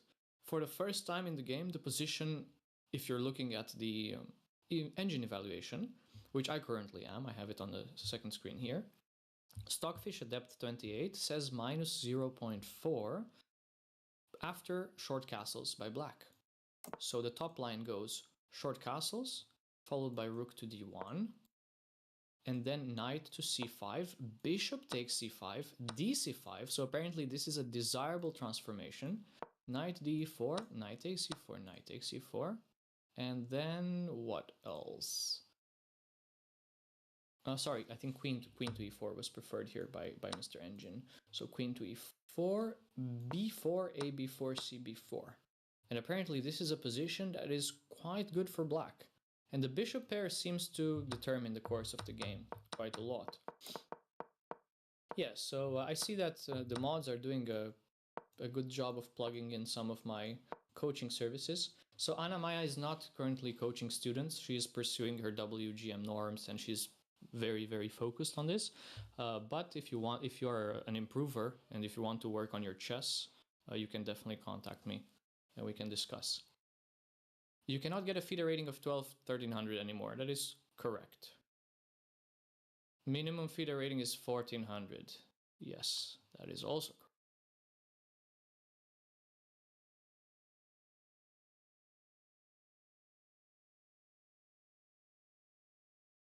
So Frix, GG, where are you from? I suppose I will make Are you from Iceland? Because you're using this, I see that you're typing this character, which I don't think a lot of alphabets have. It's the squiggly D. Vlad will be first to tell you about FIDE. It's my yeah, it's not my favorite organization, but what to do? What to do? Oh, you're Lithuanian. Aha. Okay, I thought you were from a Nordic, from a northern country like Iceland or Finland or something. But okay, Lithuania. Noted.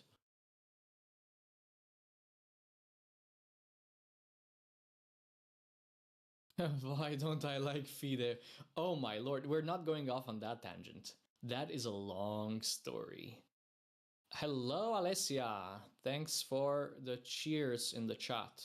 Yes, go Anna-Maja, go Alessia. Alessia, when are you playing the next OTB tournament? Yeah, so basically the reason I don't like FIDE is because there is a bit of corruption. Anyways, that's all I'm going to say about it. I don't want to get in trouble. Tomorrow! Oh, FIDE tournament tomorrow. That is very soon. Good luck. I have the white knight at the wrong spot. Thank you. Yes, correct. Knight to d2 has been played. Thanks for that. Knight... You're not... Yes, you might be getting FIDE rated. Got ads exactly when I was about to explain. I said only one word, corruption. The word of the day is corruption. Ah, Alessia is playing in Grenke. That's a good tournament. If I speak, I'm in big trouble. Yes, that's a very famous Jose Mourinho quote.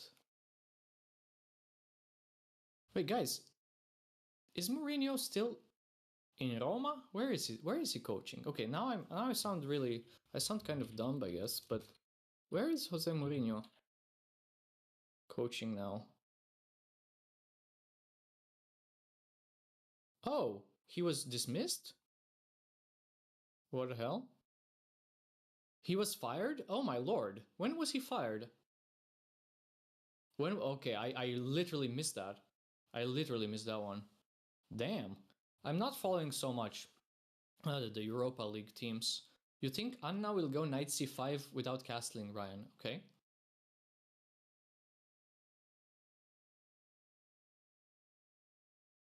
I don't know. I think she will I believe she will castle here.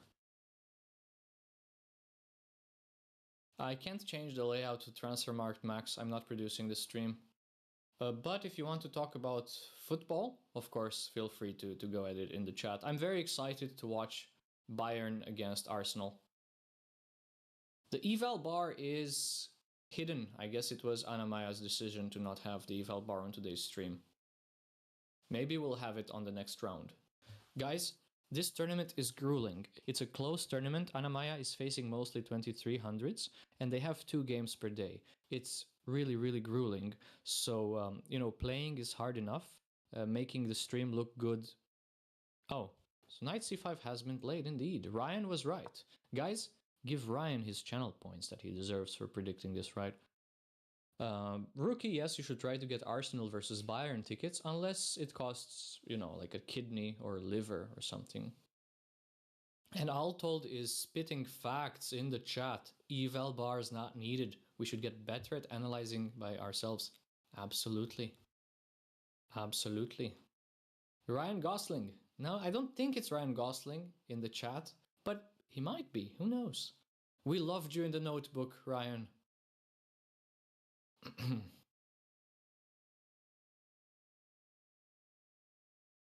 You'd have to donate a kidney for that, I'm pretty sure. See ya, Alessia. Ciao.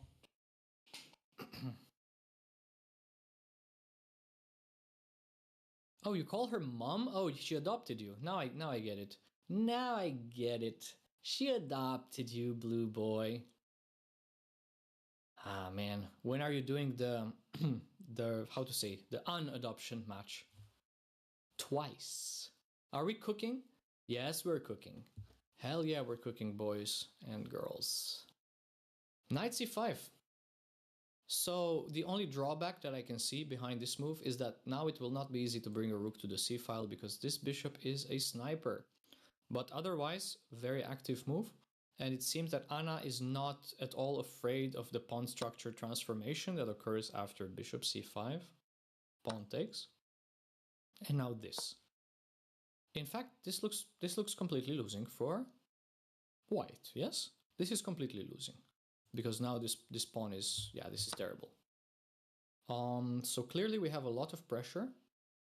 However, what happens if in this position white goes for the move e4? We could play maybe something like c5 to make space for our bishop there. So something like c5.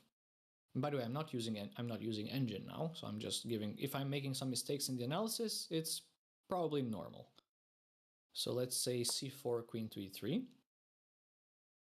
Don't know how I feel about this. Maybe something like queen to d6 is normal here. And I just want to reroute my knight and target some of these soft squares here. Some of the soft light squares. Scarf boy needs to be accurate. Yes, so I think Anna so far has been playing really, really inspired chess. And knight c5 is a good move as well. f4 is a problem. Is f4 really a problem? In which variation? So here, you mean in this variation f4 immediately? This looks very dangerous. Maybe bishop c8 instead of queen to d6. I mean, I don't think we want to trade. Do you think we want to trade bishops here? So my thinking is that, okay, yes, this bishop is quite more active than this bishop, so it makes sense to try and trade it, in fact. Maybe this is not even needed yet. But I do like queen to d6. I do like queen to d6 here, keeping an eye on f4. And also I could play with something like knight h5 later. So knight h5, bishop c8 is an idea, short castles, pawn to f5. Lots of options. Lots of options, in fact. This game is going to turn out... Oh my god. No, this is such a Daniel Naroditsky pun. Like, Blue Boy, you just made the most Daniel Naroditsky pun of all time. That was good. That was good. That's a compliment. Oh my god.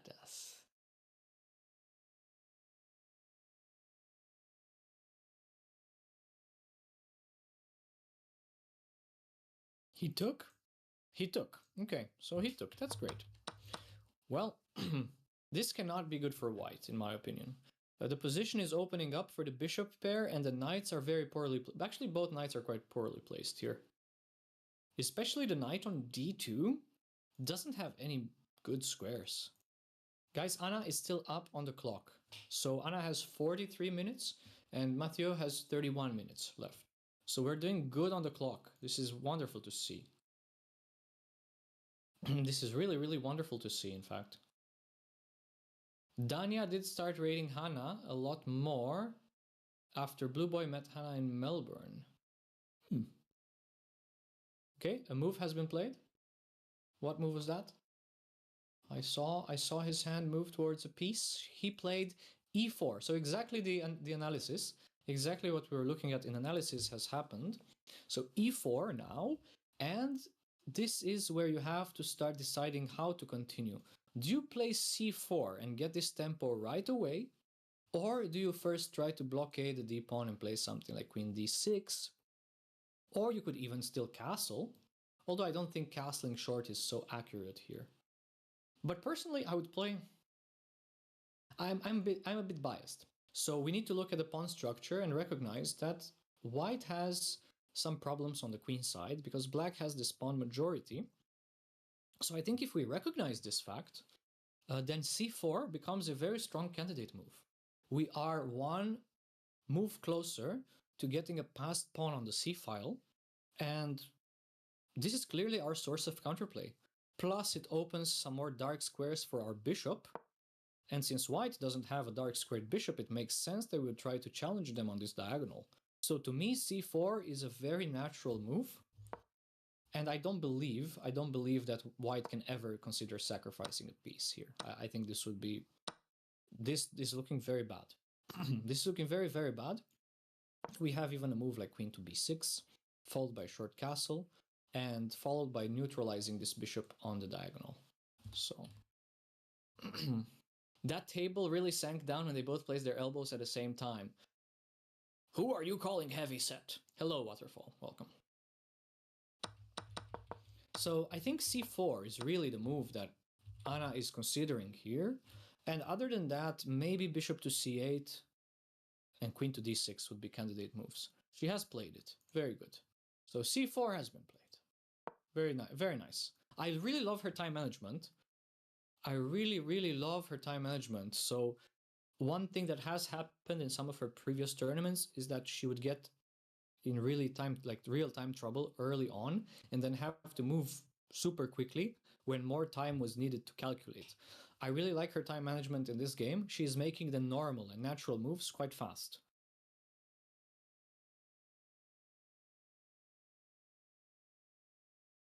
Do I follow the Grenke?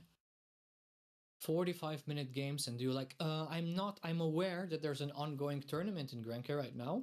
I'm aware that Magnus lost to Rapport yesterday with a big blunder, but I'm not actively following it. If you're asking me if I like the time control, of course, I love rapid time controls. Rapid time control I find even more fun than classical, in fact. Yeah, no, the time management is really, really nice to see so far. Queen to e2 played. Thank you, Max. Thank you, thank you, thank you.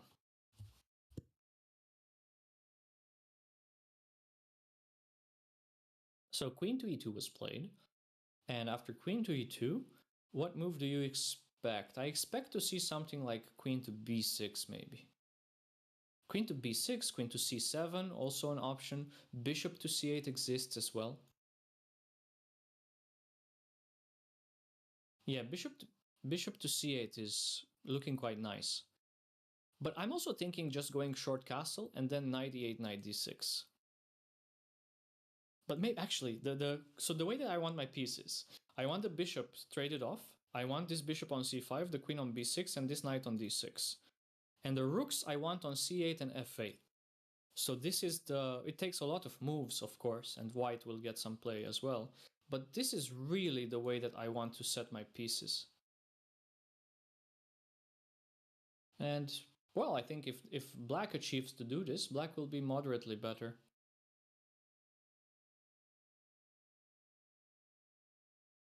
Do we have to castle first? I don't think we have to, but it seems prudent to start castling. We want to play for f5 once we trade light squared bishops. So I think it's quite flexible to start by castling here. In fact, I don't see any reason in this moment not to castle. Computer is suggesting g6, that's strange. That is a very strange move to suggest g6, wow. 96.5 accuracy, check her.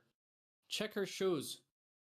Check her, guys, no way. What is g6? G6 is a very strange recommendation by the computer, I don't believe in it. Super, super, super strange. Super trooper.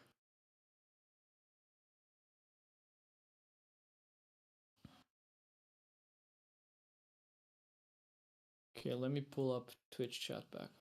What does knight d6 do? Knight d6 blockades the protected passed pawn, applies pressure on e4, reinforces our f5 break, and clears the f-file for the f5 advance. So knight d6 is simply the optimal. The knights are the best blockading pieces of passed pawns, and because they keep their elasticity. So the knights, they're very good in defense at blockading the passed pawn because they don't lose any mobility. Since they're pieces that can jump over other pieces, they don't lose any mobility. Whereas, let's look at what happens when you put a bishop on d6. If you were to put a bishop on d6, it's a good blockading piece, but its mobility is limited by the presence of the black pawn on e5. Clearly, putting the queen as a blockading piece on d6 is not so good, especially if the opponent can hit the queen with some lesser value pieces. Therefore, classical middle game strategy says that the knight is the best blockading piece because it retains its full mobility when on the blockading square.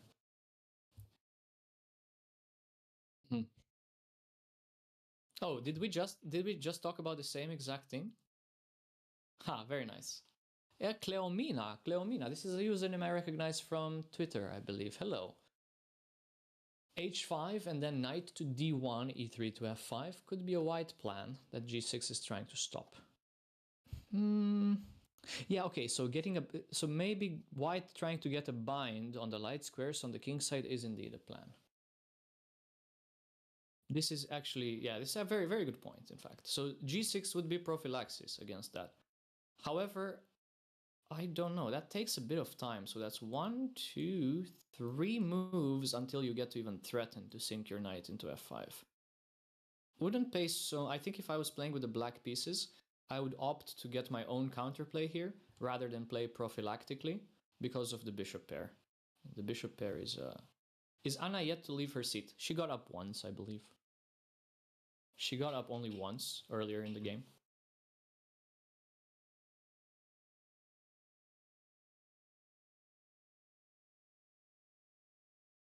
Okay, she's still thinking.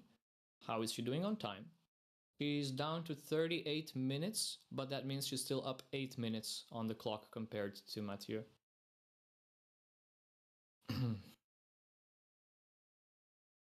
Can we see bishop to c5 here? Oh, you mean you want me to put it on the analysis board, or are you asking if it's possible that she will play this? It is possible that she will play this. It's entirely possible. It's a good square. It's a very good square. It prepares... Actually, I like bishop c5 quite a lot. I'm trying to decide if I like bishop c5 more than short castles, though. So bishop to c5 does have the benefit that, let's say, if white castle's short, now f4 is never really a move because the f-pawn would be pinned. But we can do the same thing. We can do the same thing in this variation. We can just go bishop c5 now. And white still has to burn a tempo if they want to use the f-pawn. And during that one tempo that they burn, we do something, excuse me, we do something like this. And what is it? f4 seems so strange here. Can't we crush? Can we crush somehow? Funnily enough, I don't see an immediate way to refute this play by white. How do you deal with this? She played queen c7? Queen c7, okay. But I was curious about this plan. Okay, so queen to c7 was played. Fairly normal move. Fairly normal move, but okay, this hasn't happened yet. This is the correct position, queen c7. I'm not sure. I'm gonna have to look a bit at the... I'm gonna have to look at that variation a bit. So I said bishop c5, castle, castle.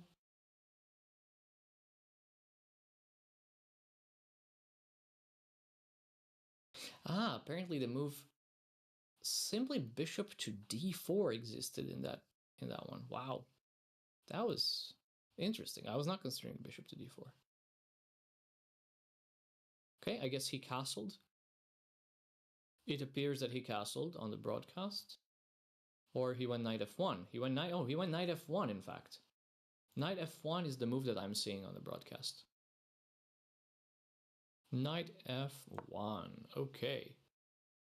So what does this move do? Okay, so he wants to go knight e3 and knight f5. Maybe now we will play with g6. Maybe in this moment we will play that. But how concerned, like, why can't we just wait? I would just wait until the knight lands on e3 and then commit to play g6. So the question here is, let's say you go short castle, knight to e3, or maybe white just goes h5, you go bishop c5, knight to e3. How concerned are you about this? Like, I can always use two minor pieces to control this square. I can do this and this. I can also do this. So I'm not entirely certain that it's hugely, like, allowing this is hugely concerning. I can also just get my play, like, as long as you're not putting so much pressure on the c4 pawn and you're moving the knight away, I can also consider just advancing. I might just go queen b6, a5, then something like b4, takes knight a4, queen b5. And I'm not really concerned about your play on the king side if I can make a pass pawn on the queen side. You'd be terrified of knight f5. What does knight f5 threaten?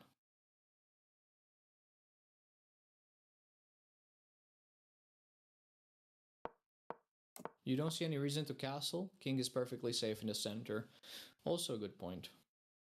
Also a very good point. But I think eventually we will have to castle. So it doesn't seem that white has any sort of an attack going. So I believe Anna's plan will be heavily connected with advancing the queenside pawns. You still want bishop c8 rinked. Okay.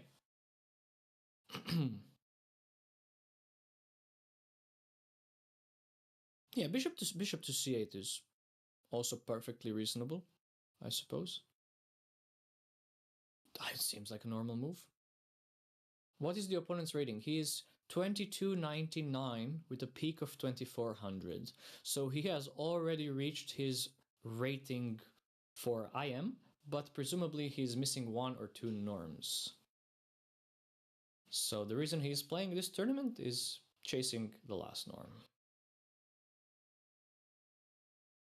Yeah, bishop to c8 is positionally desirable, I guess. I wouldn't play it. I wouldn't play it personally. I would just castle and go bishop c5. I don't think you need... I actually like the bishop on b7 because in many lines it prevents the advance of the d pawn. And the d pawn will... Well, if you advance with that pawn, then this diagonal becomes a problem for white. This was not a French. This was a Queen's Indian defense, in fact. This was a Queen's Indian defense. A French with a white pawn on d5. Very good. Bravo. Bravo, Kukas. Yeah, it was a Queen's Indian. This was a Queen's Indian. And if you're asking me to show you how we got to this point... oh man, this will be tough. But I think I can do it. I think I should be able to recap the game for you guys. So let's take it from the top. e4 was not played. So the game started as d4, knight f6, c4, e6, knight f3, b6, a3, bishop to b7. Now the move knight to c3 was played. And here the move bishop to e7, which is not so common, was played. Then d5. Now d6. And here is where it's starting to get fuzzy for me, so I do have to check the actual PGN file. Aha, g3 was played here by white. And after g3, we had... What did we have? We had e5. Black defined the structure. h4. Knight b to d7. Bishop h3 c6 was played. And now we had bishop to g5, h6, bishop to e3. Takes on d5, takes on d5. We had the move b5, really nice. We're trying to put indirect pressure on the d5 pawn. Now queen to d3 followed. Then a6 happened. And finally we had this maneuver. Knight to d2, knight c5, takes, takes. And now I should really remember what was played here because this was very recent, yeah?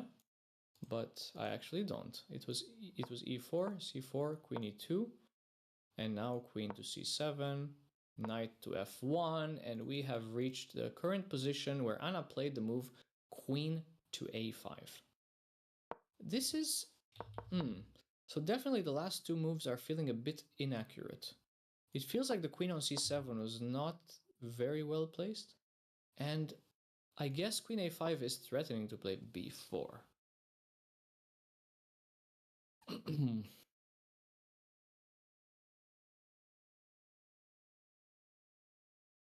Knight e3, knight takes e4. Is she threatening to go b4 as well? I mean, it could be. It could be that she's threatening to just go b4.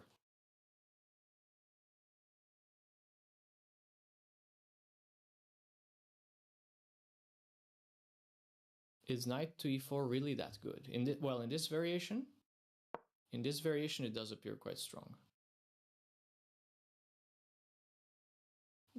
I think it looks really reasonable to snipe a pawn. Oh, but oh man, white has knight c4. White has knight c4, which attacks your queen and discovers the queen on this. Oh man. Maybe not. Maybe we don't go for these tactics. That's a bit. Actually, I don't want to lose. I don't want to lose my queenside majority. I think it would be a small strategic mistake to get rid of your queenside majority when it's already so far advanced. So, you know, this queenside majority is quite strong. We shouldn't abandon it so lightly. Hello, being bad at chess. Hello, welcome to the stream, sir. How are you doing, Rob? Frix is asking what happens if a 2400 goes to a tournament and only plays 1800. He will gain plus 0.8 points per win against 1800. So he will only gain 0.8 per game. What's the time situation like? The time situation is as follows. White has 25 minutes left. Black has 34 minutes left. You can also use the command board in the chat to get a link to the actual live PGN.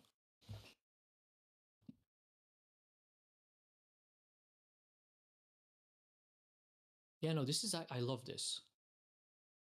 Pal Womk asking how old the opening is. I would assume 1928 or so. Like, I'm just saying random years, but I would assume that the Queen's Indian has been named so in the 1920s. Yeah, no, she's doing well. She's doing very well to apply pressure on time, on the clock. I mean, she is apparently threatening b4 as well. I mean, if you give white some random, I'll just make a random move to illustrate this. I think b4 might be a threat. Like, what are you gonna do about it? Like, are you just gonna play like knight a2? You're not gonna do that because I just take here with check, and you're kind of busted. So, yeah, this is a threat. I believe that b4 should be considered a threat. Very importantly, that the rook on a1 is unprotected. Minus 0.3. Yeah, I wouldn't focus so much on the intrinsic eval. I would focus a bit more on how easy it is to find good moves for both sides. So if it's easier for black to make moves that are good and strong and put pressure on the opponent, then black has the easier position to play. White is definitely on the back foot at the moment. White is definitely feeling some pressure. I really like her time management. So Anna-Maja's time management in this game has been really one of the best I've seen in her games. And that's credit and testament to her ability to change on the fly. She used to have troubles with this, and now she's much stronger in her time management. We are still cooking. Yeah. Knight f1 hinders castling, so we're cooking with queen a5. Anna doesn't cook in the kitchen, she cooks OTB. All right. That's a fair thing to say, but wait, I thought she was a good cook as well. Am I wrong?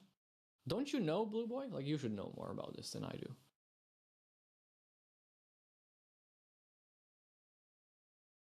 Well, this is honestly, remember what I said earlier, that this will go into some strange Benoni? It turns out that this position has the resemblance of a Benoni structure.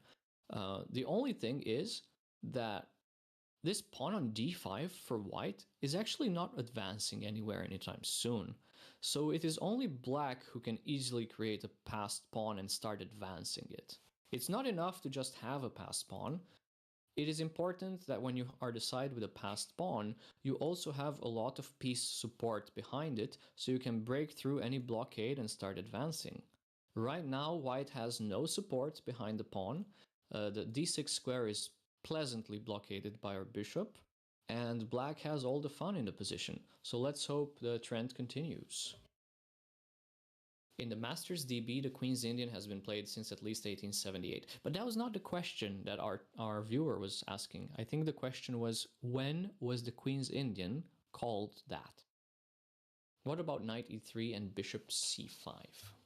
So knight e3, bishop c5, knight f5. What do we do here? Again, we have this b4. We always have this b4 move, guys. We always have this b4 idea.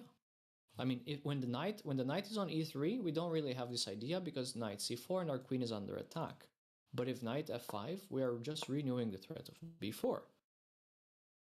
You don't like queen a5 that much, Ryan? Why not? It's making the opponent think. It's making the opponent think hard. Oh, we're not worried about knight. No, I don't think so. So this is actually, you guys probably have the engine running. I don't. So bishop c5, knight f5, b4, knight takes g7. I think that white is busted here. I actually think that white is worse. I actually believe that white is close to losing.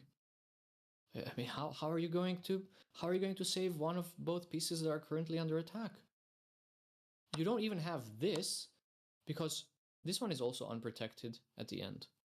So presumably, whatever you do here, let's say you do this, I do this, you take, I take here, you go back, you're completely busted.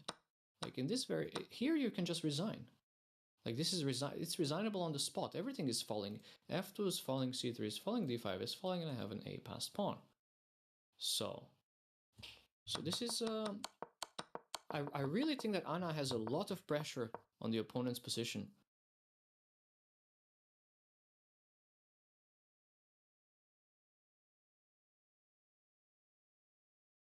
Yes, I knew it was in the 1920s. And I knew that the Indian defenses were actually, the terms were coined in the 1920s. I mean, this is what I do for a living, guys. For the past 3 years, I've been adopting the chess lifestyle. So like that means during the week, I'm coaching students. On the weekends, I'm playing chess. And sometimes I play longer classical tournaments even.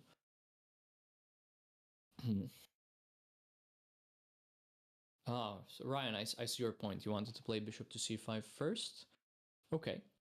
I do believe that bishop to c5 is objectively as strong as queen to a5, but queen to a5 poses more practical problems.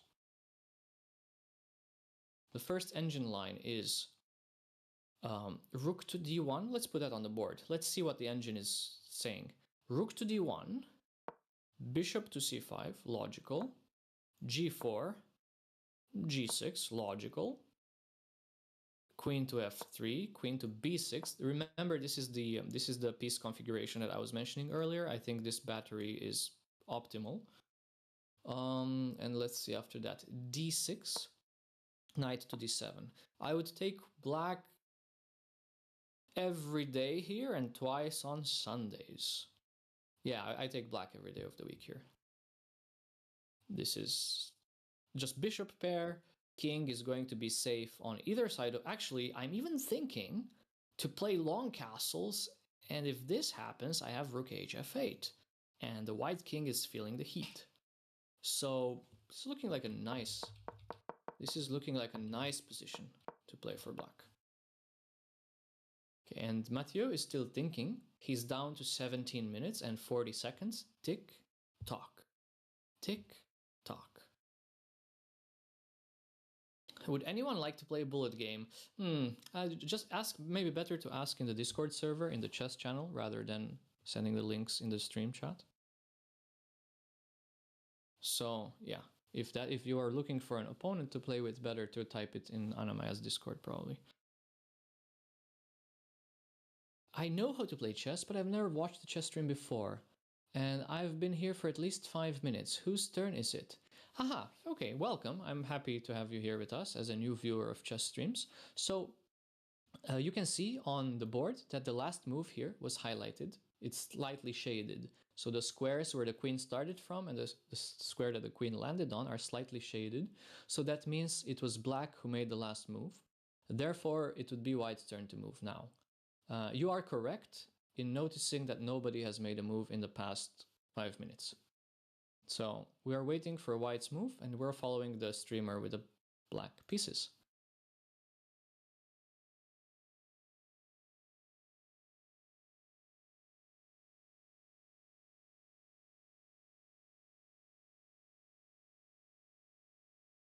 Uh, as a player with Vlad time management, TM, are we going to abbreviate? Are we actually going to coin a new abbreviation here? What are your feelings when the opponent takes that long on a move? Are you asking me or are you asking chat? I'm not sure I understand. So Coral, you are correct also in asking this. There is a time limit. There is a time limit. Currently, white still has 16 more minutes to go. Black has 34 minutes to go left. And they receive an additional 30 seconds after making each move. So they're not in danger of running out of time as long as their clock doesn't read 0, because you have this plus 30 seconds after each move. So the games could, in theory, last indefinitely, but usually somebody blunders sooner or later. And right now, we're hoping that the player with the white pieces is going to be the one who blunders. But more importantly, you beat. Oh, Alberto, you actually joined that link and played Bullet. Very well, very well. Well done. My feelings when somebody takes more than 5 minutes and they're already low on time is an intense feeling of joy. Like, I am delighted. I am delighted to see that the opponent is spending time on something that, okay, this is actually quite a critical position. This is quite a critical position, and white is well justified to spend time here. But I am particularly delighted when my opponents spend 5 minutes on obvious moves. When they do that, I just take a stroll through the playing hall, maybe I'm eating a snack, generally prefer a Twix bar or a Snickers. I'm very delighted with that. I cannot add the clock to the scene. I'm not in charge of producing the stream. I'm sorry, guys. I'm just commentating. Anna-Maja made the overlay before she went live, so I cannot help with that. I like Snickers, so I actually like Twix. I like Twix the most, and then I guess Snickers and Bounty are kind of tied. I love coconut, so I'm a bit particular to Bounty. Is it 1 round per day or more? It's 2 rounds per day. So double rounds every day until the last day on Sunday when it's just 1 round. It's a grueling tournament. Oh, man. Cannot even tell the difference between sneakers and Snickers. Wow. Can you tell the difference between beach and bitch? And which one do you not want to be? Knight to e3 has been played. Knight to e3 been played by white. I was gonna say black. Yes. Bounty. I love Bounty. I love coconut. I love coconut ice cream. I love coconut cake. But it's very sweet. Bounty is very sweet. But also Snickers is very sweet, so. Chocolate is generally quite sweet, in my experience. Unless you're one of those heathens who likes like 90% dark chocolate, in which case you're a psycho and we cannot be friends. No, like I tried those chocolates with like 95% or 92%. Oh my lord, it was so bitter. Way too much. Way too much. Dark chocolate Bounty is a good one though. I agree. 70% is kind of like my sweet spot. Like 65, 70% I can do. But once you push past 80, it's too bitter for me. What about Toblerone? Does it remind... Toblerone is fine, I guess. Normal people don't eat Bounty. Never claimed I was normal. I never made the claim that I was normal. I just made the claim that I'm a chess lover. My normalcy has not been up for dispute in this stream.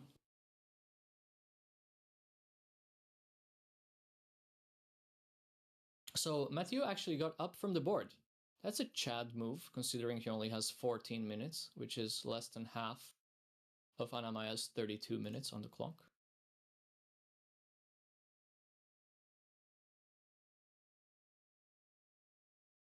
Okay, so I guess we have to make some sort of poll.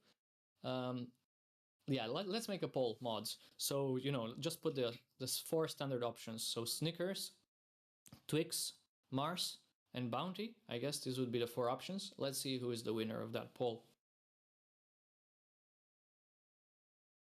Is knight to e4 possible? Good question. Knight to e4 appears to win a pawn at first glance, but when you look a bit deeper, it looks like white has the counter punch with knight c4, attacking our queen and also discovering this. We could head down this path, I suppose. This is kind of a crazy path to take. I'm not sure I'm liking this so much. Guess we just have to save our horsey. Who's better here? 1, 2, 3, 4, 5, 6. 1, 2, 3, 4, 5, 6. It's very hard to evaluate. What is this? D6? Okay, but so what? Sure. Sure, but I'm corralling that pawn. I'm going to corral that pawn. I'm going to play knight e6 and rook a7. I'm taking that. Unless, as Blue Boy likes to say, here, here, here, and then here. I don't know. Hard to evaluate. I would rather not head down for this path. So it's quite complex. Quite complex lines right there. I think bishop c5 makes a lot of sense here. Just activating a piece and possibly renewing some threat of just taking and then going b4. Yeah, I think she's calculating, but if you see knight takes e4, knight takes c4, yeah, you want to go a bit deeper. Of course, you're not going to stop your calculation there. But if you see that what happens is you lose your queenside majority, I suppose it's strategically undesirable.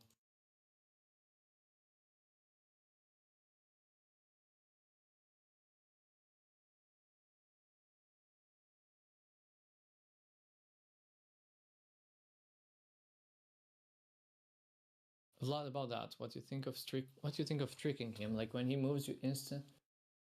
Huh? You do a repeat move to start his clock.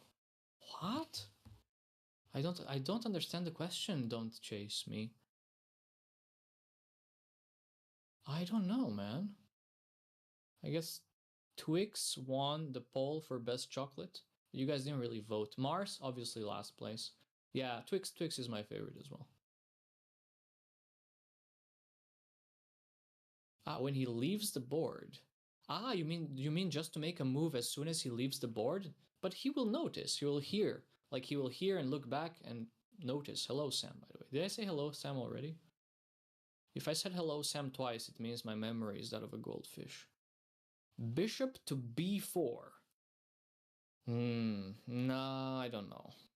Bishop to b4, short castles, takes. Okay, actually, bishop to b4 is interesting. So bishop to b4, what happens? Can I just ignore you? No, that seems bad. Ignoring you seems bad. Okay, so if this happens, then we just take, and probably just take here, and we're big time chilling. Yeah, we should be very, very happy with this.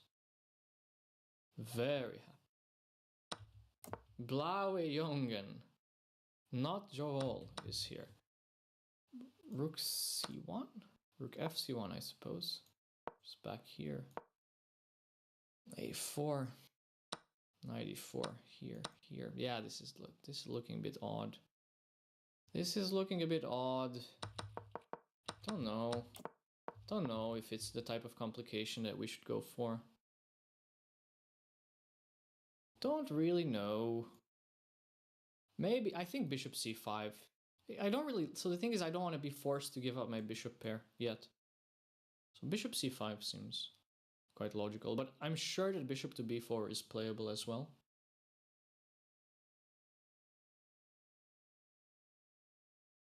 Yeah, actually the line after bishop to b4 goes on for quite some moves, and it's not better for black. So bishop to b4, despite looking interesting, is not the best move. Bishop to c5 is given as top, followed by rook to d8, and then followed by short castling. So this we like quite a lot. This we also like to see, and this we also like to see. Everything else is inferior to slightly better for white. So now currently Anna has 27 minutes and white has 14 minutes. So still doing very well on the clock. Hoping to see a move in the next couple of minutes here to keep the pressure up, though. Would be nice to see a move. Pawn move b4 by white. Okay, so I think you're forgetting about en passant. I think black is winning here, and this is hanging. This is also an idea, and this is also an idea. So white would probably realize that en passant is actually forced and resign the game here. So b4 is not an idea.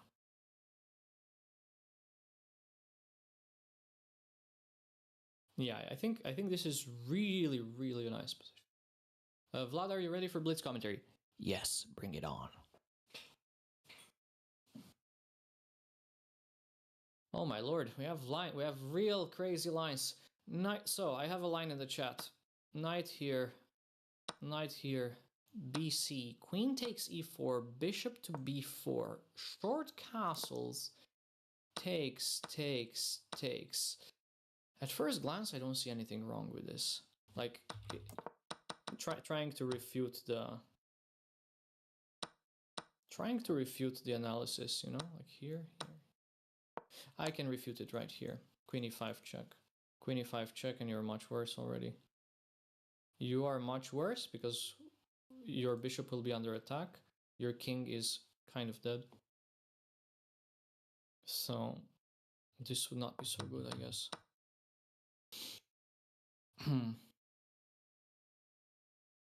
On the line I showed earlier, Alberto is saying the long castle you suggested after d7 king. I'm sorry, I'm not. It's too much. It's too much, guys. My brain is hurting. Let's just watch.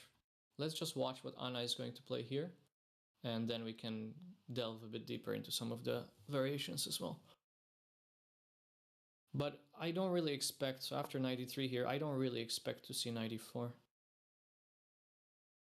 You'd be happy to take e4 in any line, really. I feel like this pawn chain is not bothering you much at all. Your pieces can play around it, and I would be more focused on trying to get my passed pawn on the queen side. No time added on move 40.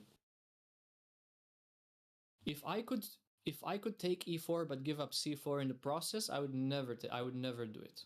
I would always choose to keep my c4 pawn, because this is potentially a passed pawn, and the e4 pawn is, other than providing support to d5, is actually preventing white from accessing the e4 square. So I don't think the pawn on e4 is bothering you much. I think both sides will eventually castle. So like bishop c5, short castle is expected. Yeah, no, also like just castling right away is super logical as well. Rook to d8, I know the engine likes it, but I don't think it's so likely.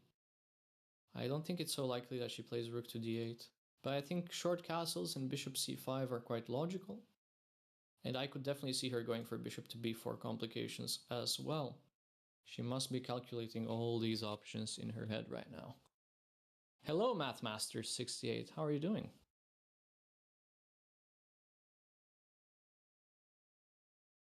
Both our bishops look weak at the moment. The bishop on e7 is a great piece. I don't think it's weak at all. I think it's a very strong piece. And the bishop on b7, I agree. The bishop on b7 is a weak piece at the moment. But this bishop on e7 is controlling a lot of good squares. And can easily reroute to a much better diagonal here, where it is not opposed. It cannot be opposed by any white piece, since, as you remember, white traded off the bishop for a knight on c5. Opponent is not giving the opportunity to stare. Subtract 0.5 from the evaluation for that. So the evaluation is going to be lower because of no staring. What did she play? What was that? What move was it? g6 she played. Okay. g6. Alright. So presumably she did not want to allow this knight into f5. g6 does lose a bit of the initiative, but it's not a bad move. So we are playing a bit more prophylactically and not allowing the white knight into f5 for now.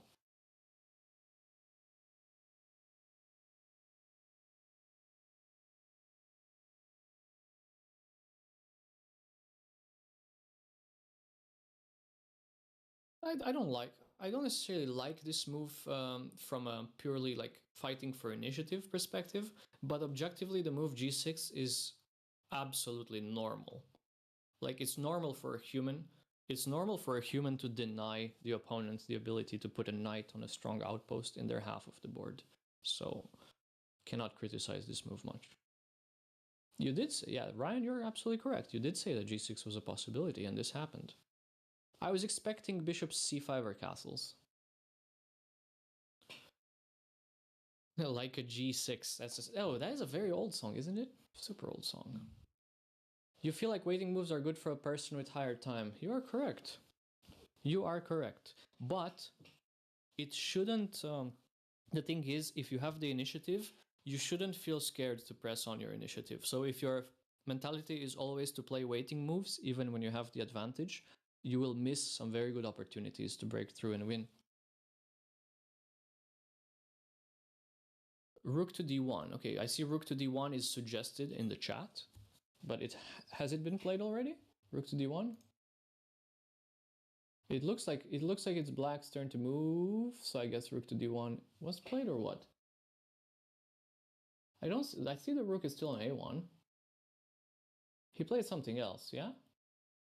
He played something else, and now she also... Okay, so we have castles, castles. All right. Short castles was played by white, and short castles was played by black. Okay. All right. So far, so good. Looking like f4 is an option for white now, though. Ah, this f4 now is actually looking a bit troublesome for us, because white is getting a huge pawn center. White is getting a massive pawn center with the move pawn to f4. We cannot easily defend this, so we must take. Wow, this is not a position I want to play. This is looking very tough to play with both colors, but more so with black. Whew. Okay, brace yourselves, guys. Time trouble is coming. So the accuracy of the moves is expected to decrease for both players. This is a natural consequence. This is a very natural consequence. So, yeah, we are expecting some crazy stuff to happen. Yeah, this is getting scary. I agree.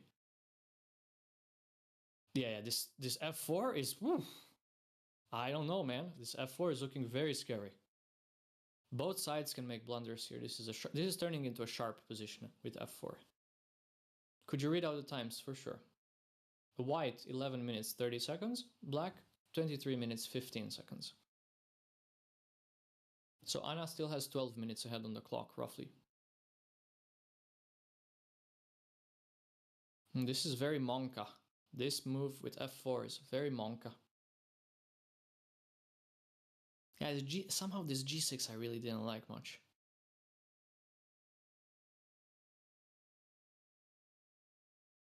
f4, ef4, gf4, queen d8, e5, bishop c5. What? What line is this, Alberto? So f4, take, pawn takes, queen d8, yes. e5. Wait. Ah, clever. ef6.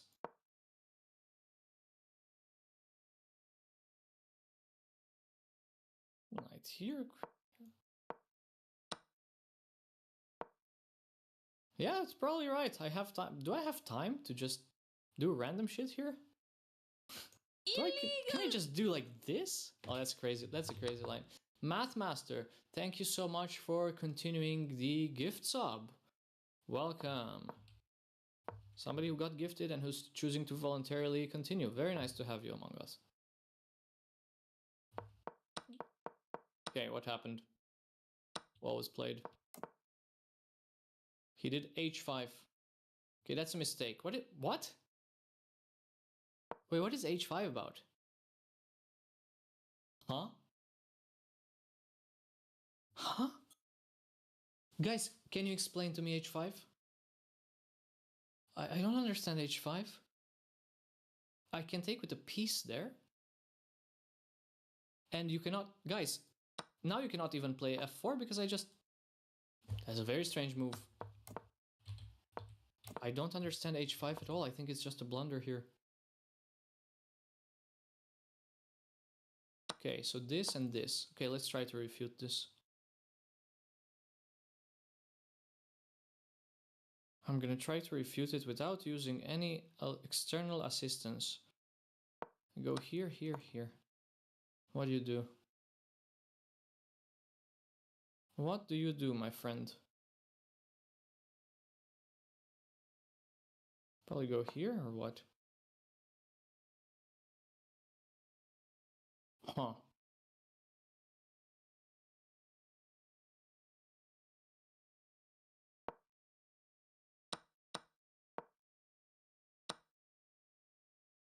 I don't know. I don't know. So, but this h5 was indeed very strange. She took with a knight, yes, of course. I mean, it's absolutely almost forced, I would say. Things are about to get heated. I'm here for it, boys and girls. I'm here for it. Let me get some more water into this cup.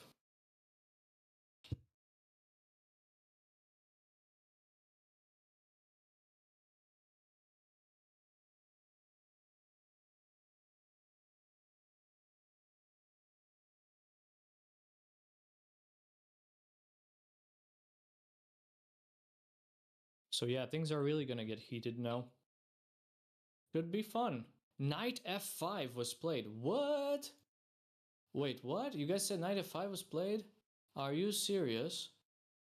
Who's saying knight f5? Did it get played? No, it hasn't been played. You debated me for 1 second, chat. You debated me. You guys are cruel with me. Still white's move. Yeah, I mean, I did like what? I totally ignored YouTube chat in the meantime. Let's see what YouTube is saying. Hello, Vlad. I like your comments. Very entertaining. Hello, Ton. Hello, hello, hello.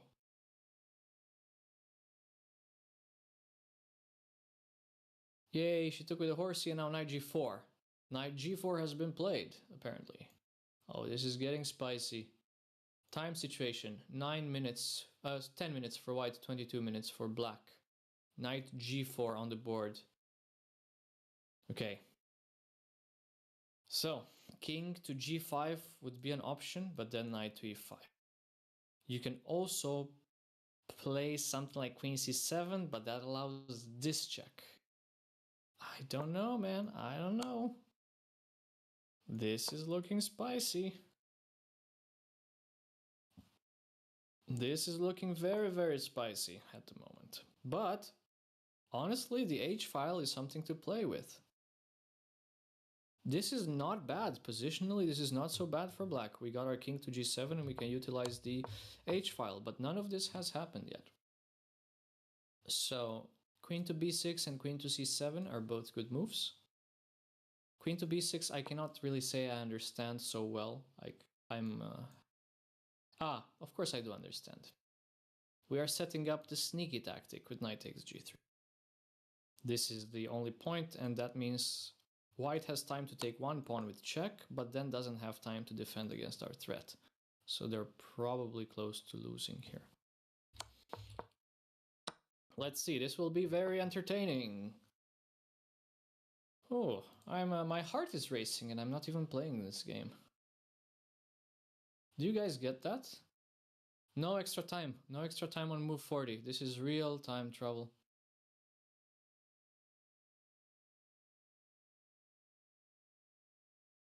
Aha, so I see a line that has been suggested was this.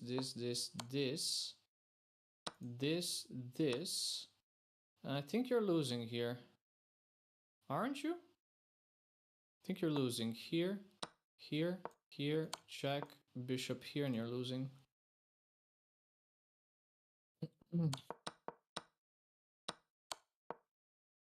So that should not work.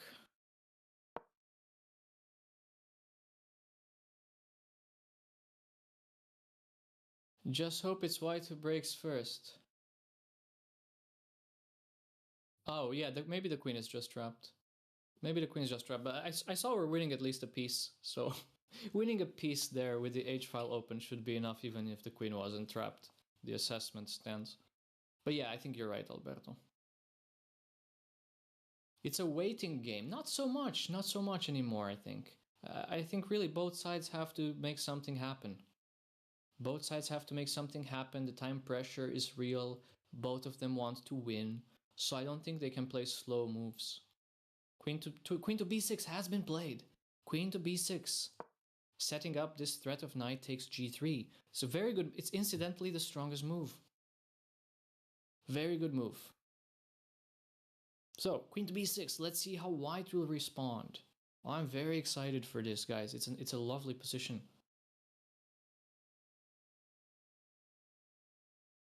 And she's up on the clock. So that means for complications, white is going to be slightly more anxious. Fire on the board. Let's go. Let's go. We can do this. Fire on the board. Queen b6. Excellent move. So what options does white really have here? White has the option of just moving the king out of this dangerous pin on the diagonal. And that's probably one of the better moves out there. White also has the option to improve their queen by putting it on f3 and defending g3. And that seems like a very human move to me. So queen to f3.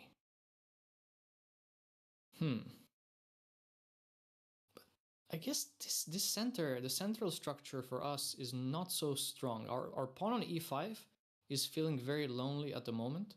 So let's say queen to f3. Queen to f3. Knight f6, you gambit this pawn. Go queen c7. They go knight g4 back, and you go into this position. I don't know if queen takes or bishop takes is better. Presumably queen takes is slightly stronger. So we have a super imbalanced position in the center. If white gets e4 and if white gets e4 e5 and d5 d6 in, it's looking ugly. But on the other hand, we still have the bishop pair, and we might be able to start advancing our majority here. Very, very scary. Very highly scary position in my opinion. So let's go back to the live board. Queen to b6 was the last move played by Anna. King to g2, also a human move. I agree. King to g2, king to h2, both are human moves.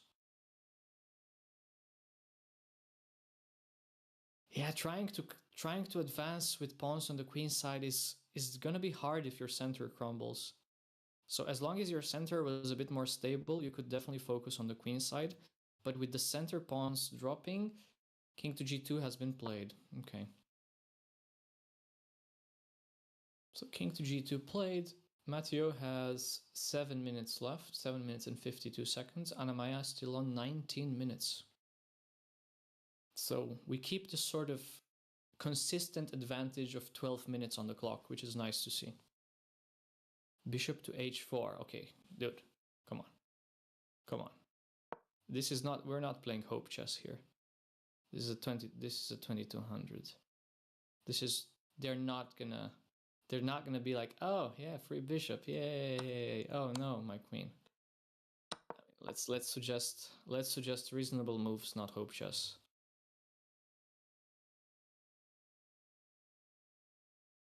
It's so funny. Like, put a bishop on an unprotected square and hope that the opponent is gonna fall for the only thing that would be bad for them.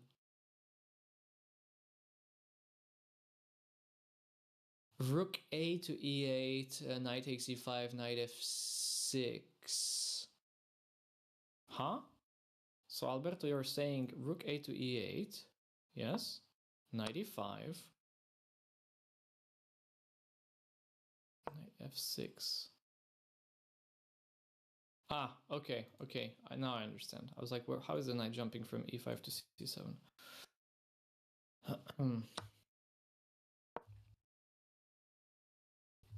This is turning. I mean, honestly, this is the point of the game where I'm starting to doubt my capabilities, because none of this is clear. On the one hand, as a human, you'd probably be more willing to give up the h6 pawn than the e5 pawn. But that could have effects on your king's safety.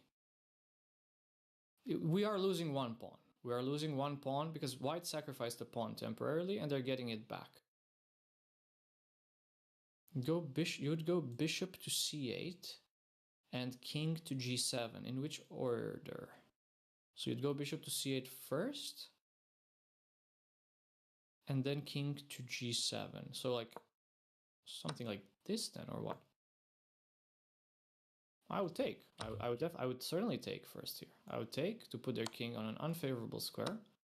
And once I put their king on an unfavorable square, then I could consider what else to do. I should be worried about this a bit. Yeah, I should be. I don't like this. Also the knight coming to c6. I really don't like that.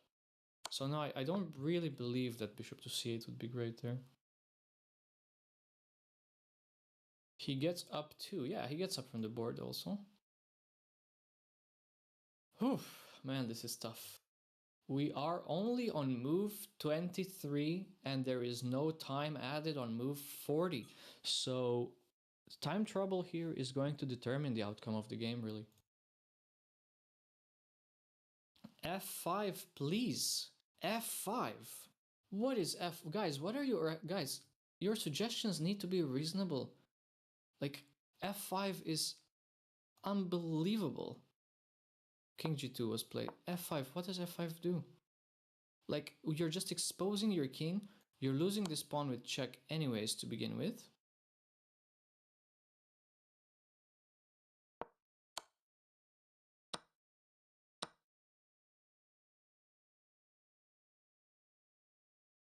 Actually, wait a sec.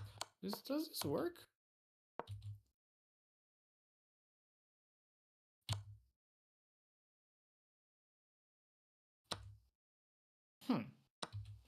This is the same as we had earlier, no?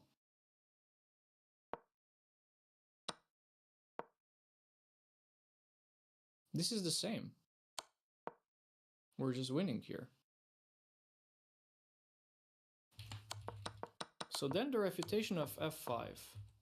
We have to refute F5. F5 has to be refuted. Ah, just queen e2. Okay, okay. Just queen e2 here. Queen e2 and your king is in shambles. That makes sense. That makes a lot more sense. So now this is a real threat. Or even taking with a pawn and making an outpost for the knight on e4. Okay, none of this has happened. Like f5 is an unrealistic move to consider in my opinion. It does nothing good and it weakens the king side. Queen to d6 has been played. Queen to d6 played. Okay, so she is holding on. Ah, but now f4 is becoming even stronger. f4 is becoming quite strong in a lot of these positions. But first, white needs to reinforce. So white needs to play something like queen to e3 to reinforce the threat of f4. I'm not liking this so much. Because now the queen is going to be exposed to a lot of tempo moves here. And it's exposed even to knight e4 in the future. This is probably the first actual blunder of the game. But let's not call it a blunder, let's call it a mistake. But the queen is not well placed on this square. So simply queen to e3, and now you're hard pressed to defend this. You're hard pressed to defend this, and a move such as g5, that doesn't really do much good. I actually don't believe in g5 at all. But it's hard to refute it right away. Huh. Maybe this works. Maybe this g5 idea actually works. f4 is prevented for the time being, so maybe rook h1. Crazy game, guys. Crazy game. Funny line. Knight h6 king... Let's see it. I'm curious about that one. So, here, wow, here, check, here, takes, here, f4. Wow. It's crazy. That is a crazy line indeed. Thank you.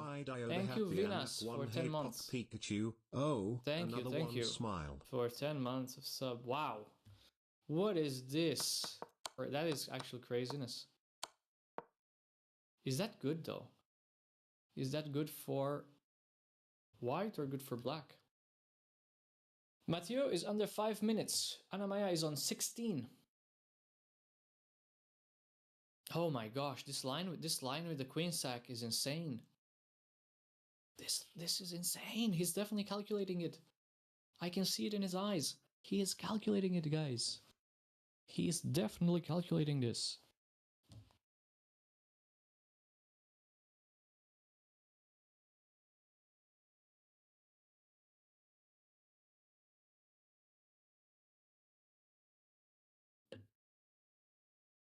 You're getting breakfast. Enjoy your breakfast. Hope it's delicious. Share with us. To make us hungry, tell us what you're eating. Anna's stare might burn a hole in that board. Well, that's a sight to behold indeed.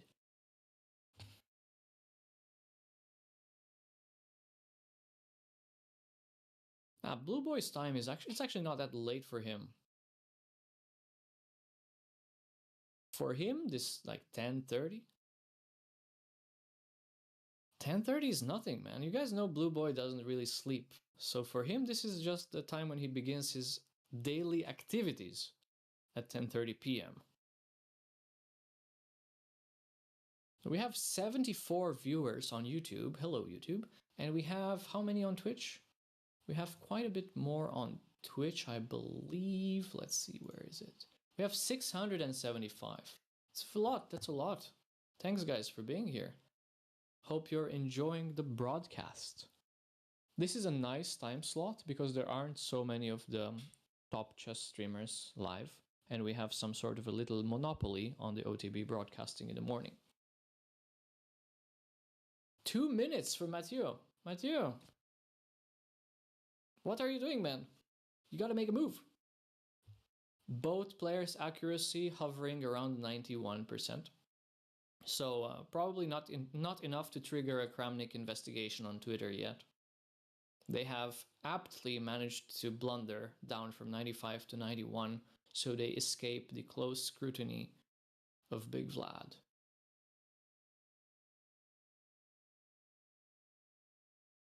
If he blunders, I might go to Albert Heijn and buy some stroopwafels. Share with us.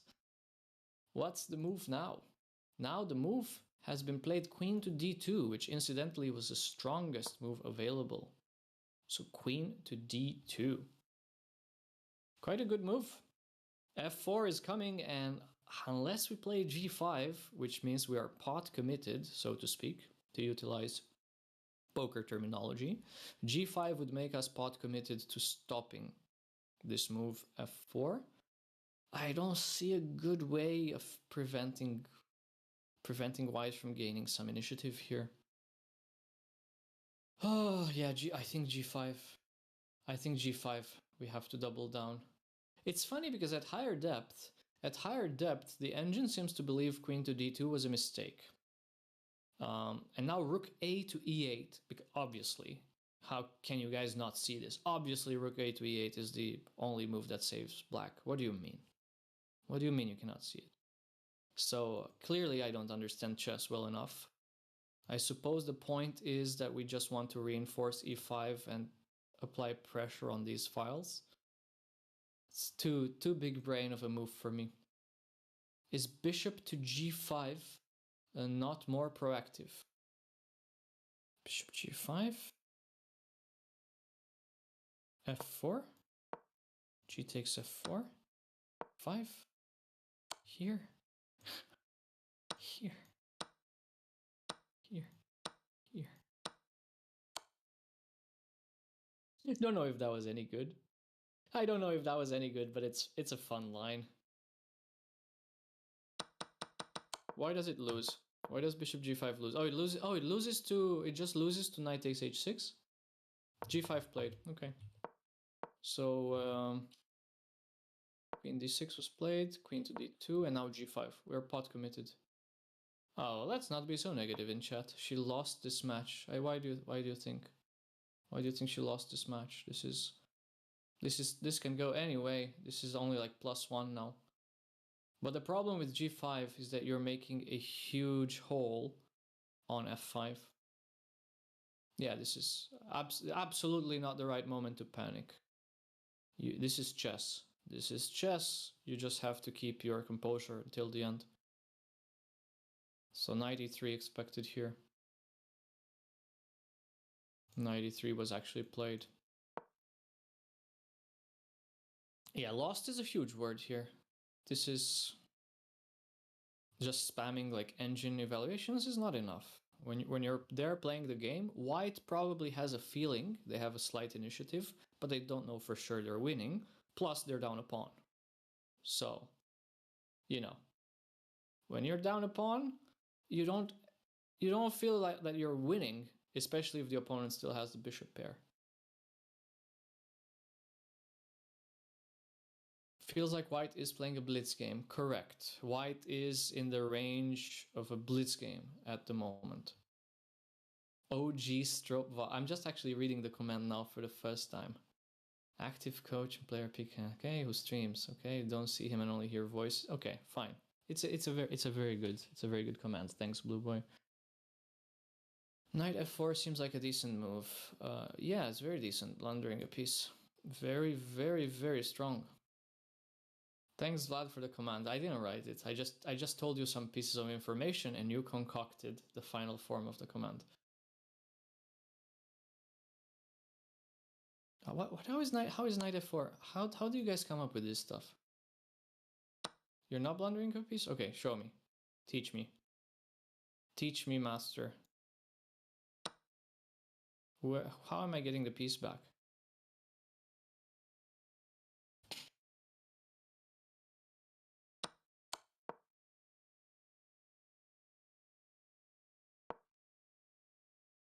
Yeah, knight g7. Knight g7 has been played. Knight g7 seems reasonable. Okay, this is very much anybody's game at this point. Rook to h1 played. Rook to h1 has been played. How much increment do the players get? 30 seconds. But rook h1 is a good move, I think. Rook h1 is a very good move. White has a big initiative in this moment.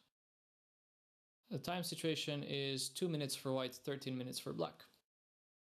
This will probably finish on some sort of time scramble. You want chat to be your chess teacher. Oh, Anna, that's so sweet. Not sure how much chat charges. Yeah, rook h1 is a very good move. Rook h1 is a good move. White is threatening to simply invade on the h-file, and it is black's turn. It is black's turn to find something good. How is black defending here, actually? I don't know. I don't know. Rook d8, rook d6, and then go queen b6 to defend this. I have no idea. I have no idea, man.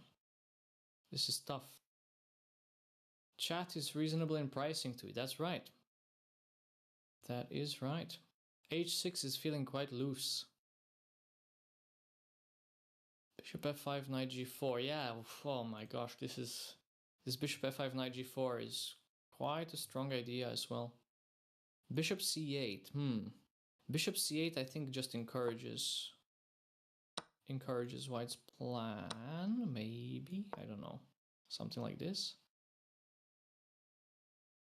But possibly maybe I can defend here. Can I do this? Can I just do this and claim that somehow I'm feeling fine? But I will have no, this is bad. This is looking quite bad.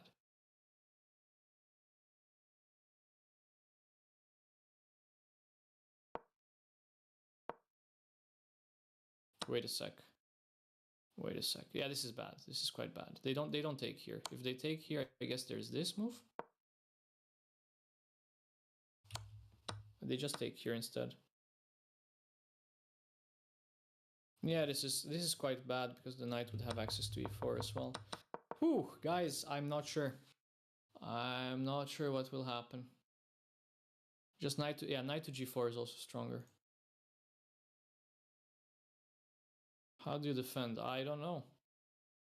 I don't know how I defend. Just rook to d8 and put the queen on b6 and bring the rook to d6. No other idea.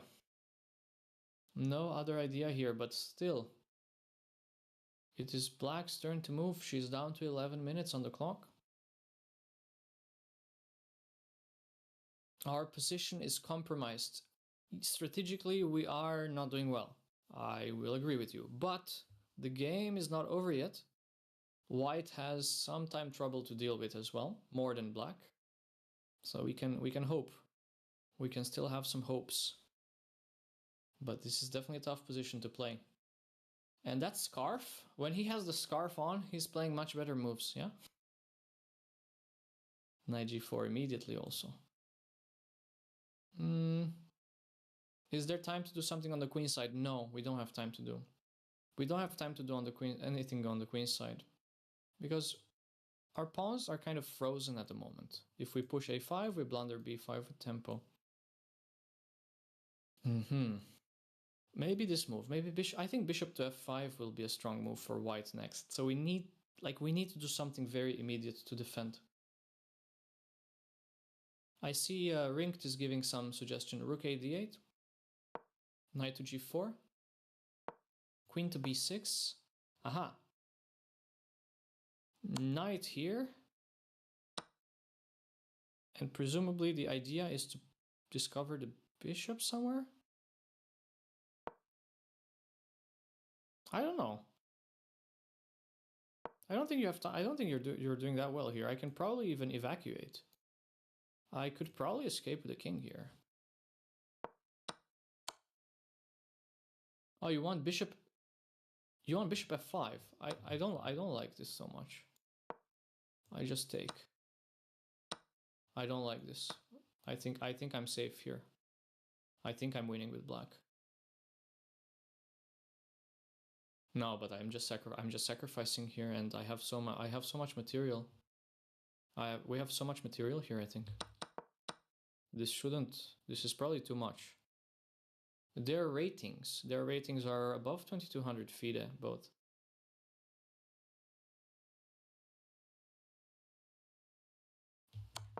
Okay, so we are still in this position. Black's still thinking. Black is down to 8 minutes. Opponent is mimicking her stance. That's some Queen's Gambit type strategy.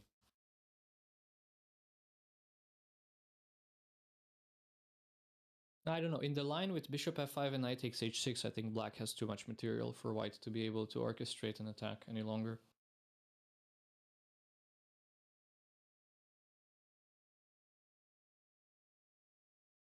I mean, it's just one rook. Yeah, it's just one rook and two bishops for the queen in that line, but it's still a lot of material. Who says classical is boring? Magnus Carlsen. Yeah, just one rook, because white still retains the a1 rook in that line.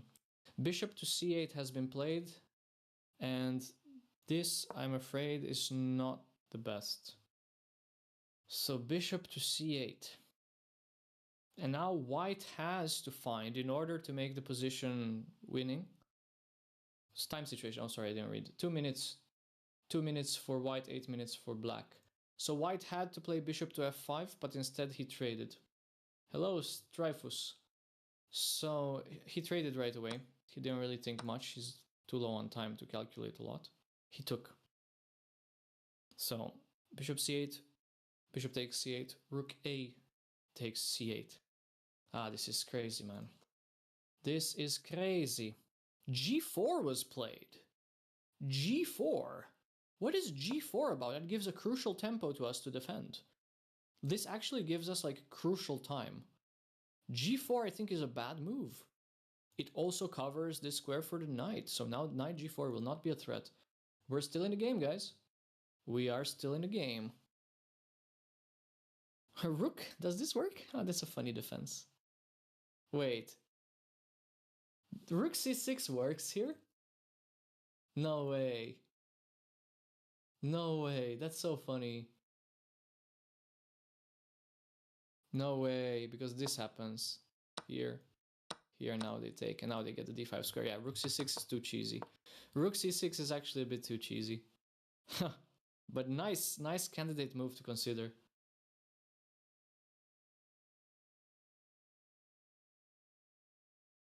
But rook c6 has actually been played or what? She didn't play it. She didn't play. Rook c6 is not a good move because of rook takes h6. So we have to play rook f to d8 here. What Alberto is saying, what? A rook f d8 with the idea of... Okay, let's take a look at this one because it's funny.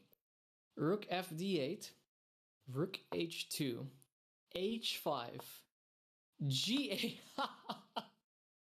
Clearly this is going to happen in time trouble. Knight e6, of course, and the knight is coming to f4 and we block the h file. Bravo. Bravo, bravo. This is some typical engine stuff. Unbelievable. But this hasn't happened, and it's likely not to happen. My lord. Yeah, rook f d8 would be like one of the better ways to hold to the position here. Hold on to the position. Why not knight e6 now? Why not knight to e6 now? Because of knight to f5. So knight to e6, there is knight to f5. And the h file is opening with tempo. And you're getting crushed. So you still need to control the f5 square for the time being.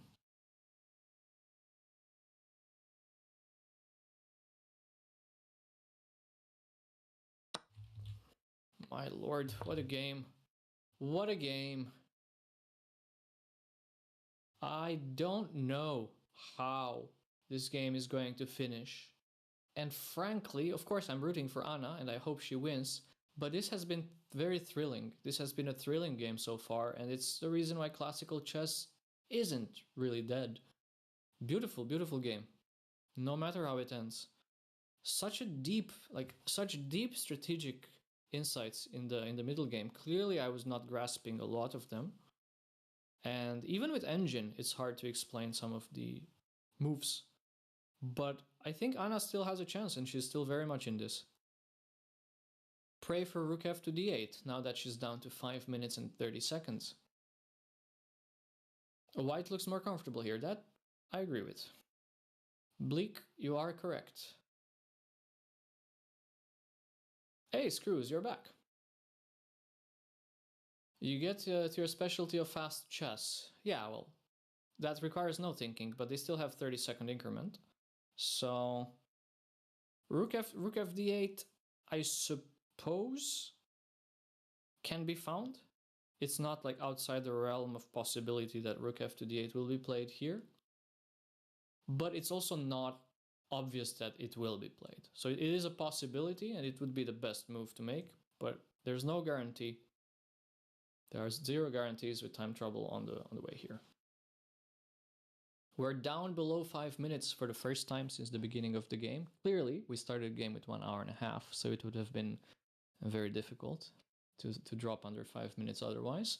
But we are down to 4 minutes and 30 seconds. White has 2 minutes and 27 seconds on his clock. h5 right away. h5 right away is human.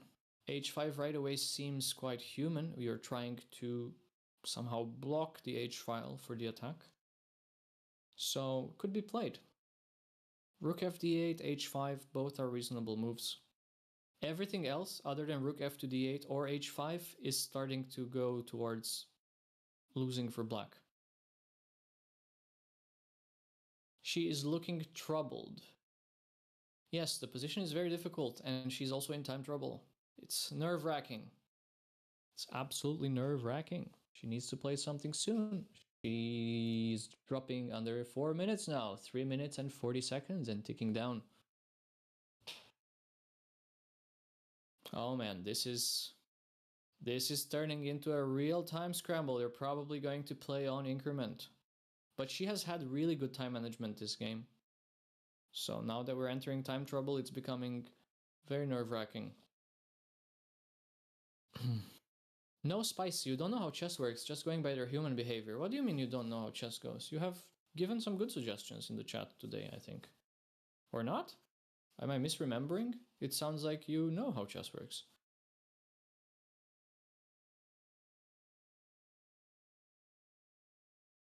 But Screws, you have some GM coaching. You have GM coaches now that you're troubleshooting for. So maybe they can troubleshoot your chess. You don't have to. How is that guy? Wait, what's the question? Is the question how is he 2299 or no? No, clearly he's a very strong player. So that guy being 2299, he's a super strong player who had a peak of 2400. So very strong player indeed. Now Anna-Maja is down to 2 minutes and 30 seconds and still ticking down. She's slightly lower on time than her opponent for the first time. Okay, and she has played king to h7. So king to h7 was played. Now, is this a good move? This does not appear to be a good move because of the immediate response. Oh, the opponent is converging with both knights towards f5. Ah, this is looking like trouble. This is looking like big trouble now. Both knights are converging to f5, and we don't have control over that square. This is not looking great, guys. Now it's time to get your prayers up in the chat. It's time to see how it's not possible to prevent this plan. It's such a strong plan, you cannot really prevent it. What to do? This king to h7 is kind of getting in the way. Maybe she will attempt to play something like rook to h8. This is possible. Yeah, this is looking tough, guys.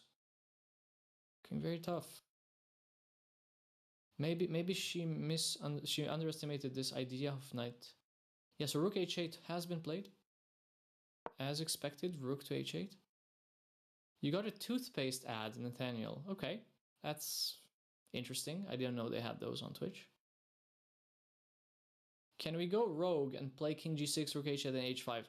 That would be really going rogue, and I think it's the only way to complicate the position at this point. Knight g3 has been played instantly, as we expected. Yeah, I think we have to go rogue here. I think we have to go king g6. We go king g6 and whatever might come out of this.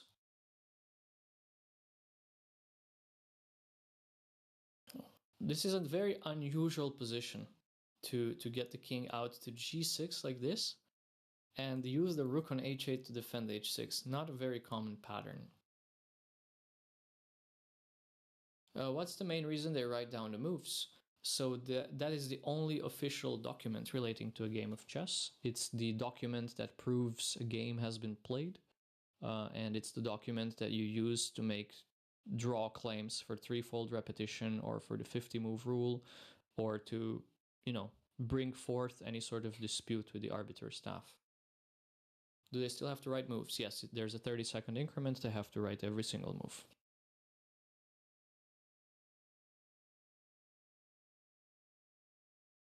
Fork the king and queen. That would be hard to do considering that the king is on a light square and the queen is on a dark square. That would be really hard to do, especially with a knight.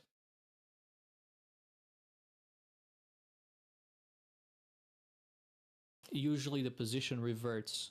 The arbiter has the duty to revert the position to the moment when the first illegal move was played and to continue from there.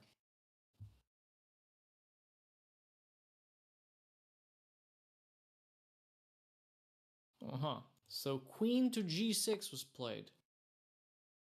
Queen g6. Oh my gosh. This is... Our king on h7 is feeling really short of breath.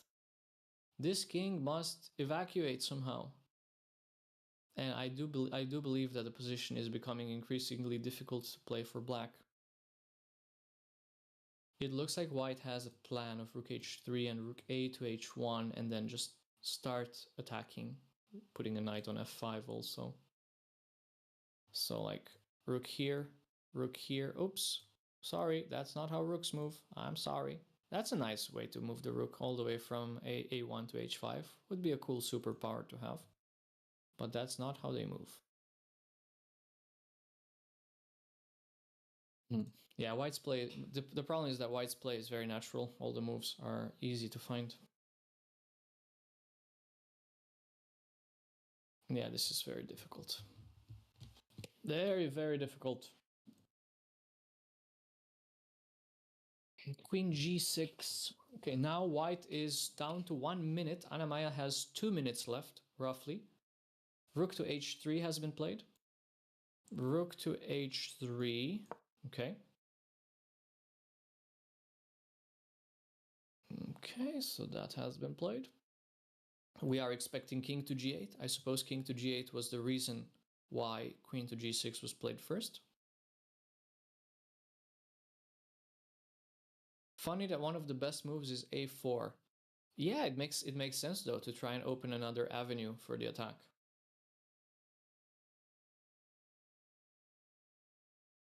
Ana Mourinho is parking the bus. Yes, this is looking like a defensive fortress, but is it going to hold? That is the big question. Is the fortress going to hold? King to g8 played as expected. And now we expect white raid incoming. Okay, 480. Who is the raid coming from? Rage. Rook a to h1 is expected. Run to the bunkers. Raid from white. Okay. Fortress always holds. We're going to see if the Vlad curse is alive and kicking. That is not a thing, my friend.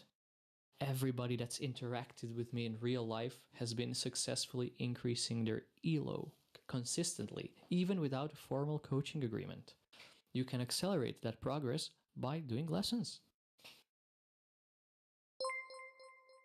Thank you for the raid, the Chestina. Welcome, Raiders. Thank you so much. We are following Anna-Maja's games in the closed tournament for the WGM norm in the south of Spain. Hope you had a nice stream. This is Vlad.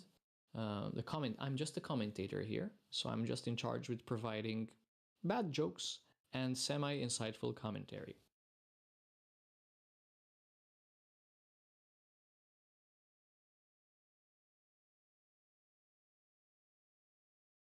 Knight e to f5 has been played. So knight DJ Vlad in the house. That's right. Illegal! Stuckfish, thanks for gifting to Chicken Crossroad. Ay, guys, this is not looking great. This isn't looking great. Our position is slowly but surely diminishing. We have a lot of pressure to deal with on the h6 pawn, and our king is in the prison here. Knight to f5 has been played by black.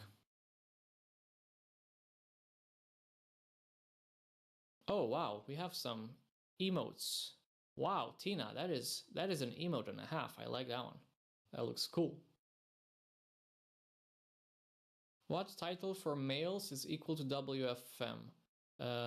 There's no such equivalent. Titles for males start from 2200. WFM is usually 2100. Are you trying to bait me? Are you trying to bait me or actually asking? Okay, so knight takes f5, bishop to f8 has been played.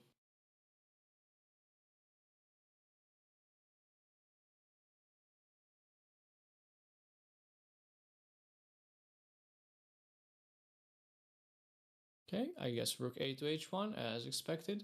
Now the pressure on h6 is really tremendous. 1, 2, 3, but Anna-Maja does have some stubborn defense. So currently there is 1, 2, and 3 defenders as well. But the problem is, white can use the time that black is spending to defend the weakness on h6 to create some other weaknesses and to try and infiltrate from the other direction. So maybe a move like d6 would be possible here. Or even a move like queen to a5 and then d6 and then start taking these queenside pawns.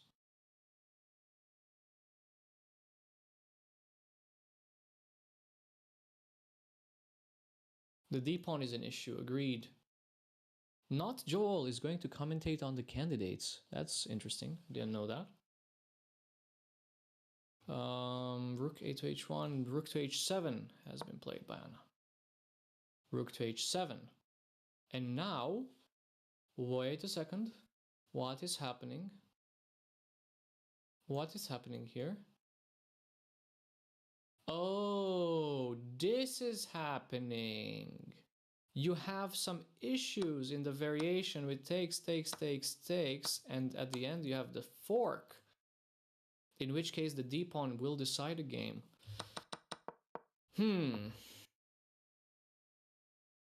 Oh well. If he finds this, and it might be a bit difficult to find when you're playing on increment, but if he finds this, I believe we are past the point of no return.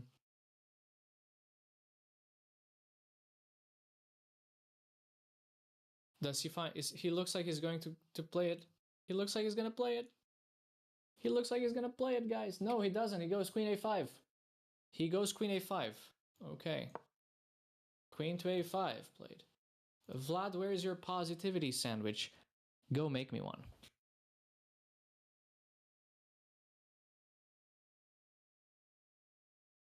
Telling a man to go make you a sandwich is not sexist, right? I'm not saying all men belong in the kitchen. Maybe I'm saying that Scrooge should make me a sandwich.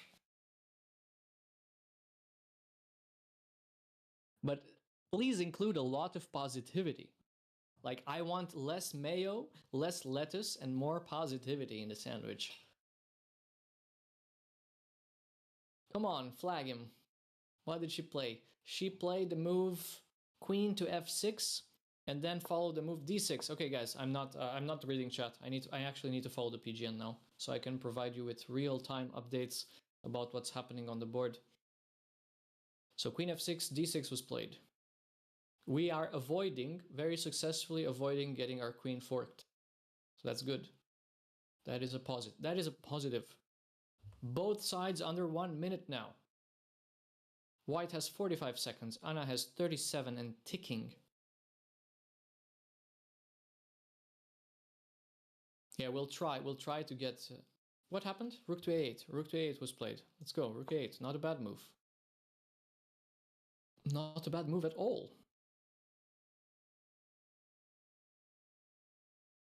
Lettuce isn't food. Lettuce is what food eats. Very good. As somebody who eats meat, I concur. But maybe we have vegans in chat and we don't want to upset them.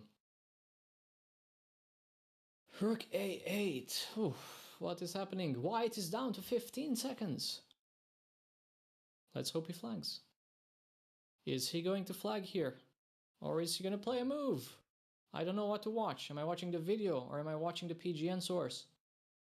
He plays queen to c7 and has not flagged yet. Darn. Plays queen to c7 when he still had 9 seconds left on his clock, defending the pawn on d6 now. Oh my gosh, I guess we have to go a5. Just go a5, go b4. Aha. Queen to d8 was played, followed by queen to c6. Okay, it's not over yet. It's not over till the fat lady sings. And there's no fat lady. And there's going to be no singing yet.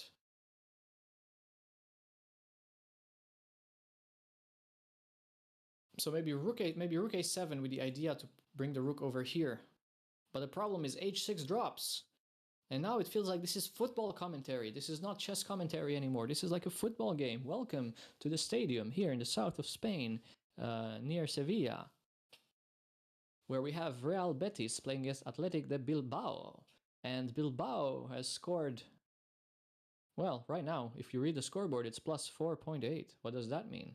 4 goals and 4/5. Queen to c8 was played. Pass the ball. Play with possession. Queen d5. Wow, this is happening very fast now. Yeah, h6 is going to... I don't know, Alberto, I don't know Spanish geography. You think the man is cheating? His leg is clearly vibrating? That's a good one. Clearly vibrating. It must be something inserted in his shoes.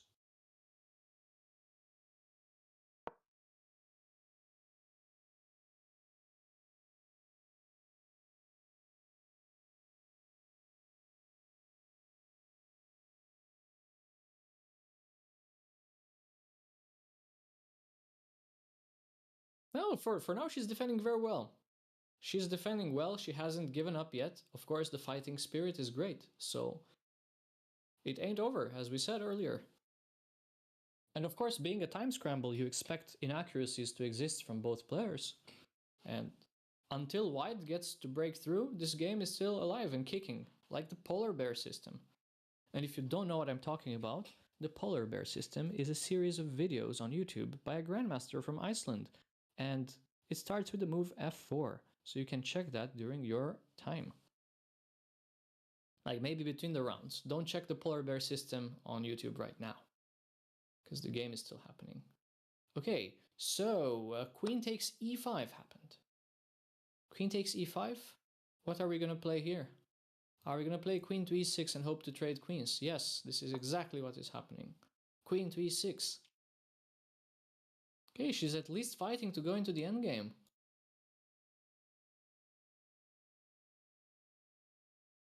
Pawn. Pawn move. No pawn move here, guys. I think I'm expecting this. I'm expecting something like queen to d4. It seems more logical for white to keep the queens on and also gain a tempo on our rook. Queen to d4 seems the more logical option here. But yeah, I'm very frantically watching the screens here, and I'm not really doing such a good job of reading the chat at the moment. Okay. The panic is setting in. What is Matteo going to play?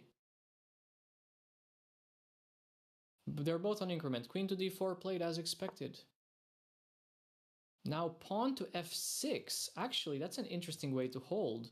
So pawn to f6 is one way to block the queen's diagonal and also to make the rooks see each other on the 7th or 2nd rank, depending from whose perspective you're looking. f6 expected. f6 expected here. No, rook to d7 has been played instead. Now we are actually, guys, I like this. I'm liking this. I can feel the comeback. I can feel the comeback happening.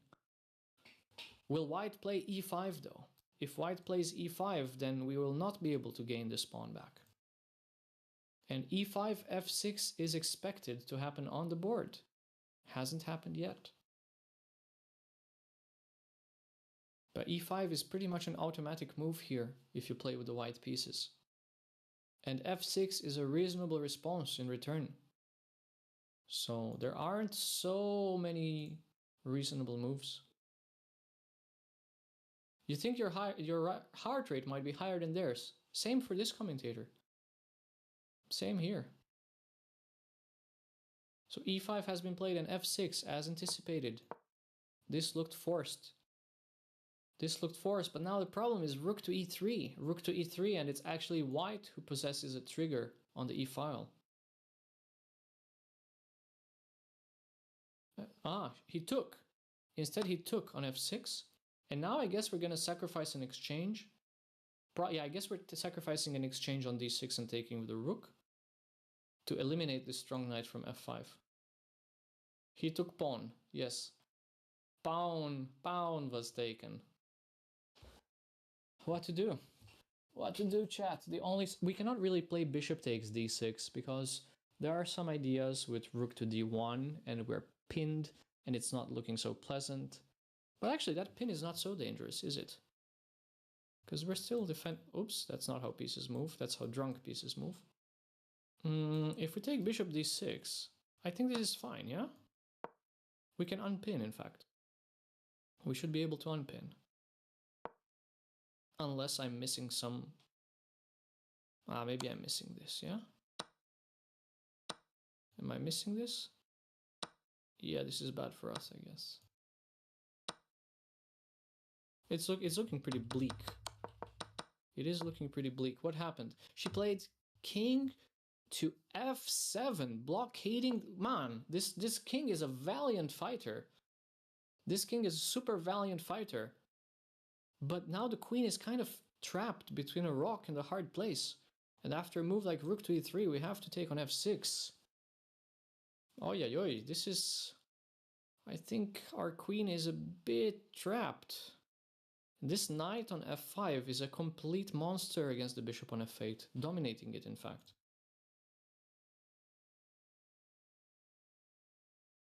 King is a brave boy. Yeah, the king is a very brave boy. Rook to e3 played. Queen to f6 has been played, and now queen to d5. And I believe that we are losing here after king g6 and rook to e6. I believe this is going to be the end of the game, in fact. I'm just gonna watch the video now. I'm just gonna watch the video to see what's happening. Yeah, and this has happened, in fact. And that is a resignation right there. Okay, so rook to e6, it traps the queen, and the black king is still very weak.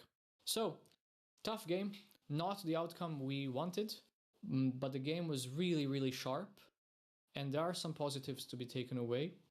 In particular, I think Anna played the opening stage really well, and her time management was really good.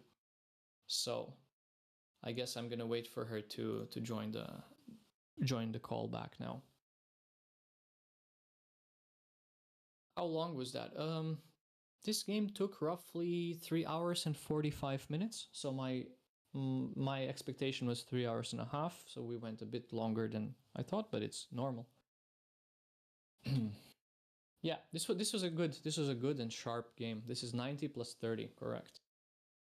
90 plus 30.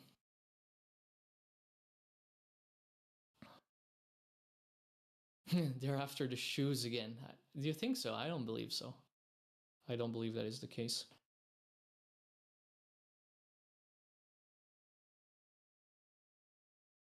So I'm just gonna wait for Anna to join the call here. And then guys, for the afternoon round, there's another round this afternoon when Anna is still going to have the black pieces. I do not know what is planned for live coverage, for commentary. I know for sure I will not be present, but I'm going to be present again tomorrow morning. So, no, I'm not going to ask her why not bishop c5. No, I mean, usually after a loss, I don't question people why they didn't play a certain move.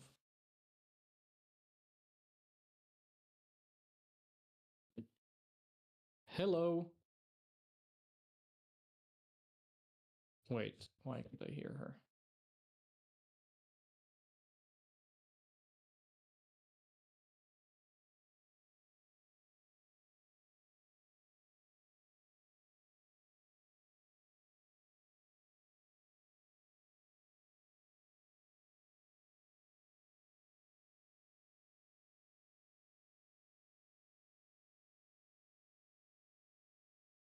Okay, so apparently there are still 2 games ongoing.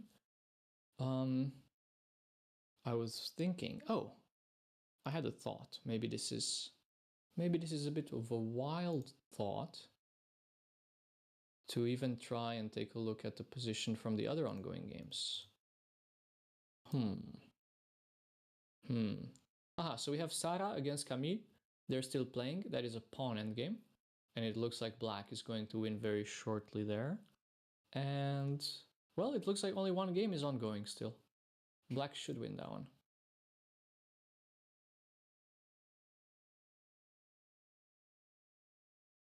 So I think the round will be over very, very shortly here. Let me read the results to you guys. So Pedro Gil from Portugal actually lost with the white pieces to Mario Valbuena. Then Diego del Rey made a draw against Marcelo Panelo. Sarah Gigeli is losing at the moment against Camille de Serroux. Roberto Carlos. Guys, did you know that Roberto Carlos from Cuba is playing against Serafin Moral Garcia? Wow, what a name. And I guess Roberto Carlos is the #1 seed in this tournament. What a great name. What a great name. He's from Cuba. That's right.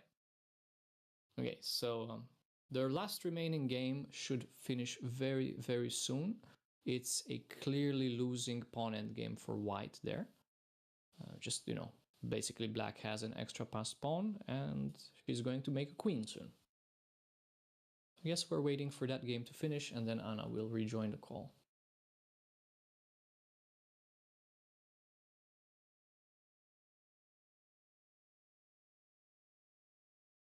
Yeah, no, it's looking completely lost for white. She cannot really play for any tricks. Any drama so far? What sort of drama, Boxline? What sort of stuff are you looking for?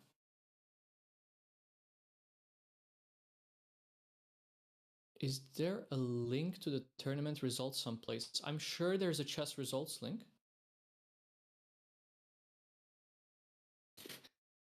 Oh my gosh.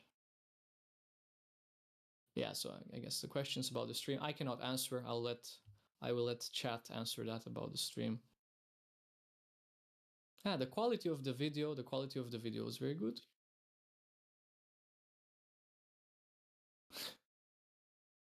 They finished. All right, so it sounds like the first round is officially in the books. 1 draw and 4 decisive results.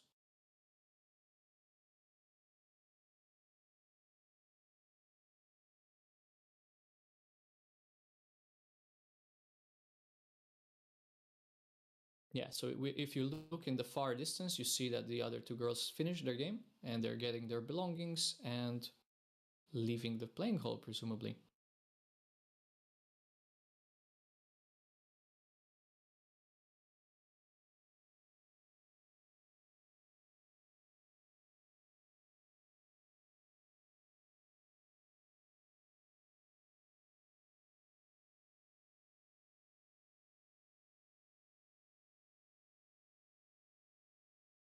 Oh, we have streamer on cam with her pink laptop, so you can see her. Hello. Oh, this is actually a really smart way of doing it. Yeah, I can hear you. It's a bit soft, but Hello, hello.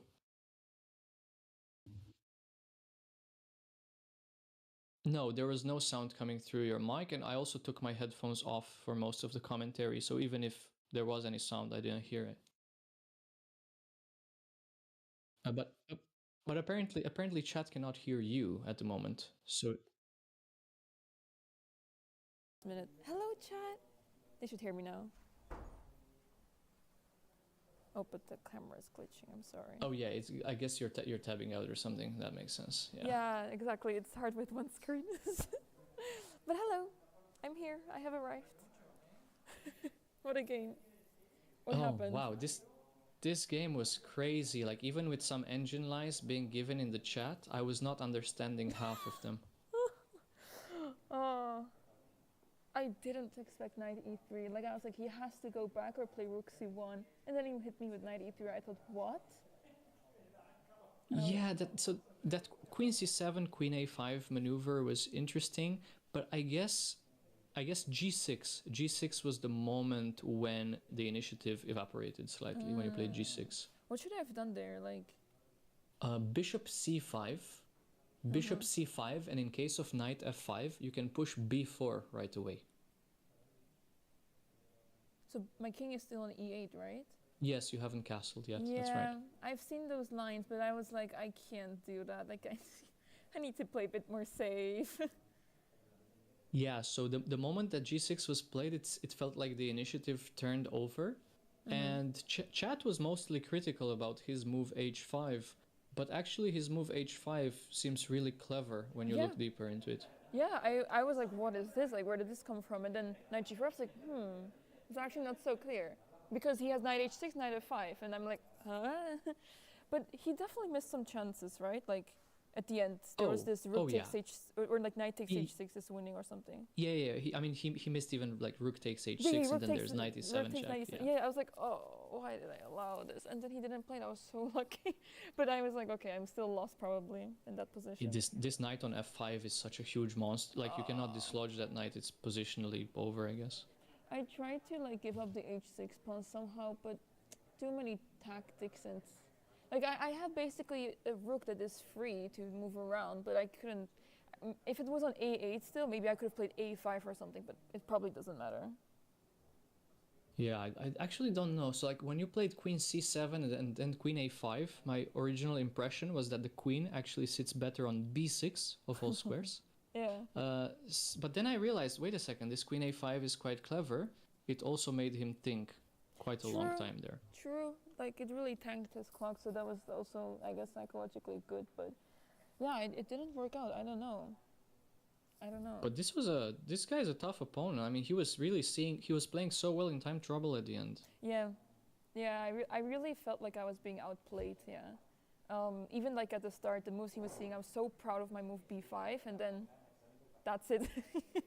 Oh yeah, B5 was a really nice find. Yay. And also, chat was asking, was this bishop to E7 move that you made still part of your prep, or you were just freestyling at that moment? I was freestyling. Yeah. My opponent plays a lot of like different lines, and I was not sure which one to go for. I remember checking this line because I played this against Peng, but I didn't dare to play knight e4. I was like, am I supposed to play knight e4 there? I don't know. Did you feel comfortable with the pawn structure arising after you closed it with E5? I don't know. I guess like I was like kind of hanging on a thread, but I was like, I don't really see for him a way to break through. Like he's trying to play h4 g4, but I can counter that. So like I was just trying to counter his moves, and it didn't feel so like, how to say? It didn't feel like I was completely lost in my thoughts or something. I felt pretty good about it. I just didn't know if it was any good. Like I was really thinking either this is like around equal or I'm just worse.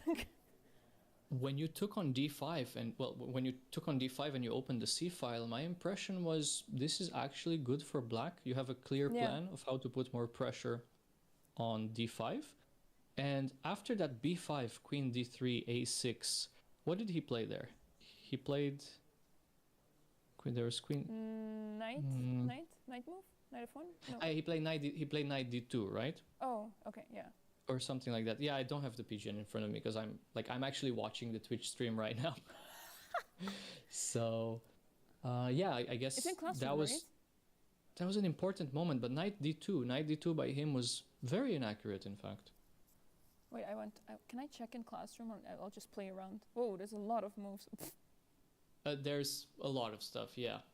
Okay, let's see. You can play around in the classroom. Yeah, let's take a look. Yeah, I have absolutely no idea what I'm doing, but I felt pretty good about it because no way this is like bad for me. It would be nice if the engine actually showed something. Okay, here we go. Well, it's so bad. That actually makes me really happy. Knight c5, okay. E4, c4. Yeah, this b5 was a really good find by you. Nobody in chat was anticipating that move, in fact.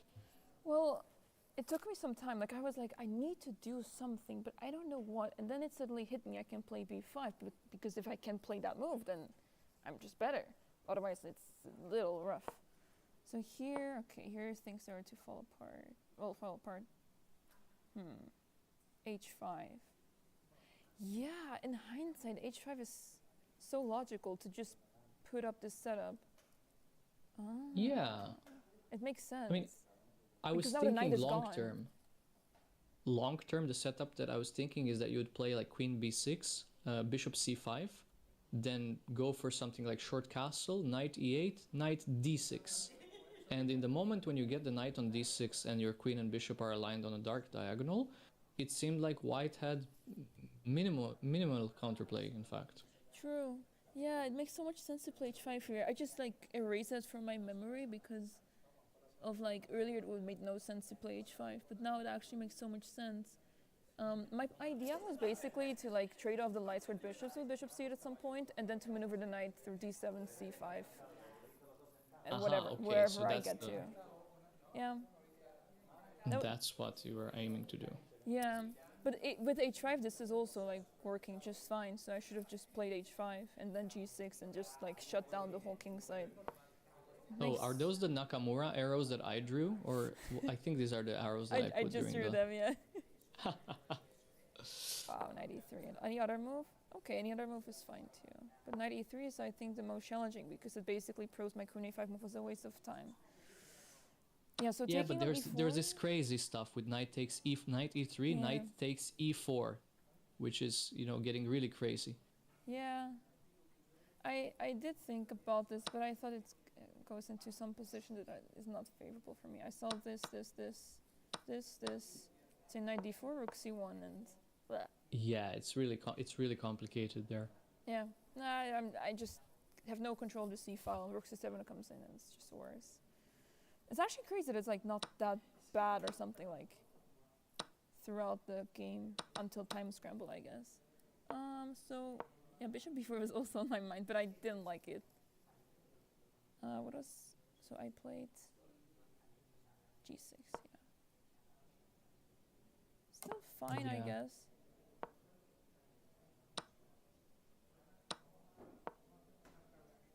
Oh, the engine is so slow. I mean, okay, the idea to take on f4 and then put rook a to e8 was absolutely insane. It's so difficult to play Oh, that I position. was like, what am I looking at? Like, this is not the game, right? No. This was some Right, engine right. gibberish. This was crazy stuff. Knight g4, yeah. Played queen b6, yes. But like so many moves that I'm like, oh yeah, that was like what happened, but or like I thought about it and I'm like I don't even remember what happened in the game. Did he play king g2 here? Yeah. Yes, he played king g2. And here you went queen. I think you went queen d6 or something. Yeah, to defend the pawn on e5, but I guess I should have let it go. I wasn't sure. This was It's this so was the hard. first real mistake. This was the first real mistake, I think, queen to d6. It's so hard to give up the pawn on e5. Really hard, because like you just allow your opponent to have this center. Yeah, it's not human at all to give up e5. I guess, you know, if I look into it deeper at some point, then Somebody in the chat suggested bishop h4, like total example of hope chess. Yeah. I mean, of course, it crosses your mind. I start thinking about ways to like push the f pawn, for example, all the way there, because if takes, then knight f4. But it's not going to happen. It's really hope chess, yeah. 26, blah blah. Yeah, I was actually surprised he allowed me to play g5, but I guess it's just positionally just lost. Yeah, I mean the f5 square is becoming so weak.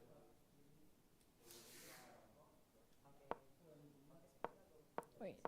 Ah, yeah, there was a queen sack line. So let me show you. Here, knight takes Okay. h6. Oh, I don't- So no, 24, knight takes h6, king g7, queen I takes. saw, yeah. Yeah, this was insane. I saw. I thought he was going to take, and then queen takes h5 was a move that I didn't like because I thought knight f5 is not something I'm worried about because takes takes. I take on e4, which is not good. Okay, that was my plan. No, rook h8. Sorry, I forgot. Yeah, rook h8, and he has to go back, otherwise he gets his Yeah, queen yeah, trapped yeah. if he takes f5. Yeah. Oh, I missed that actually. Oh, okay. I was going to take on e4, I guess, but maybe if the position I was actually on the board, then I would have thought twice about my move. But yeah, I that's why I was not happy about queen takes h5 because this is like my pawn structure is really sad. But anyway, I'm like completely lost in this file.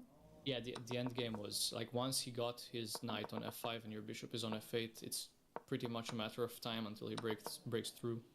Yeah, my setup was really, you know, like it's like hoping, trying to hold, but it's not enough.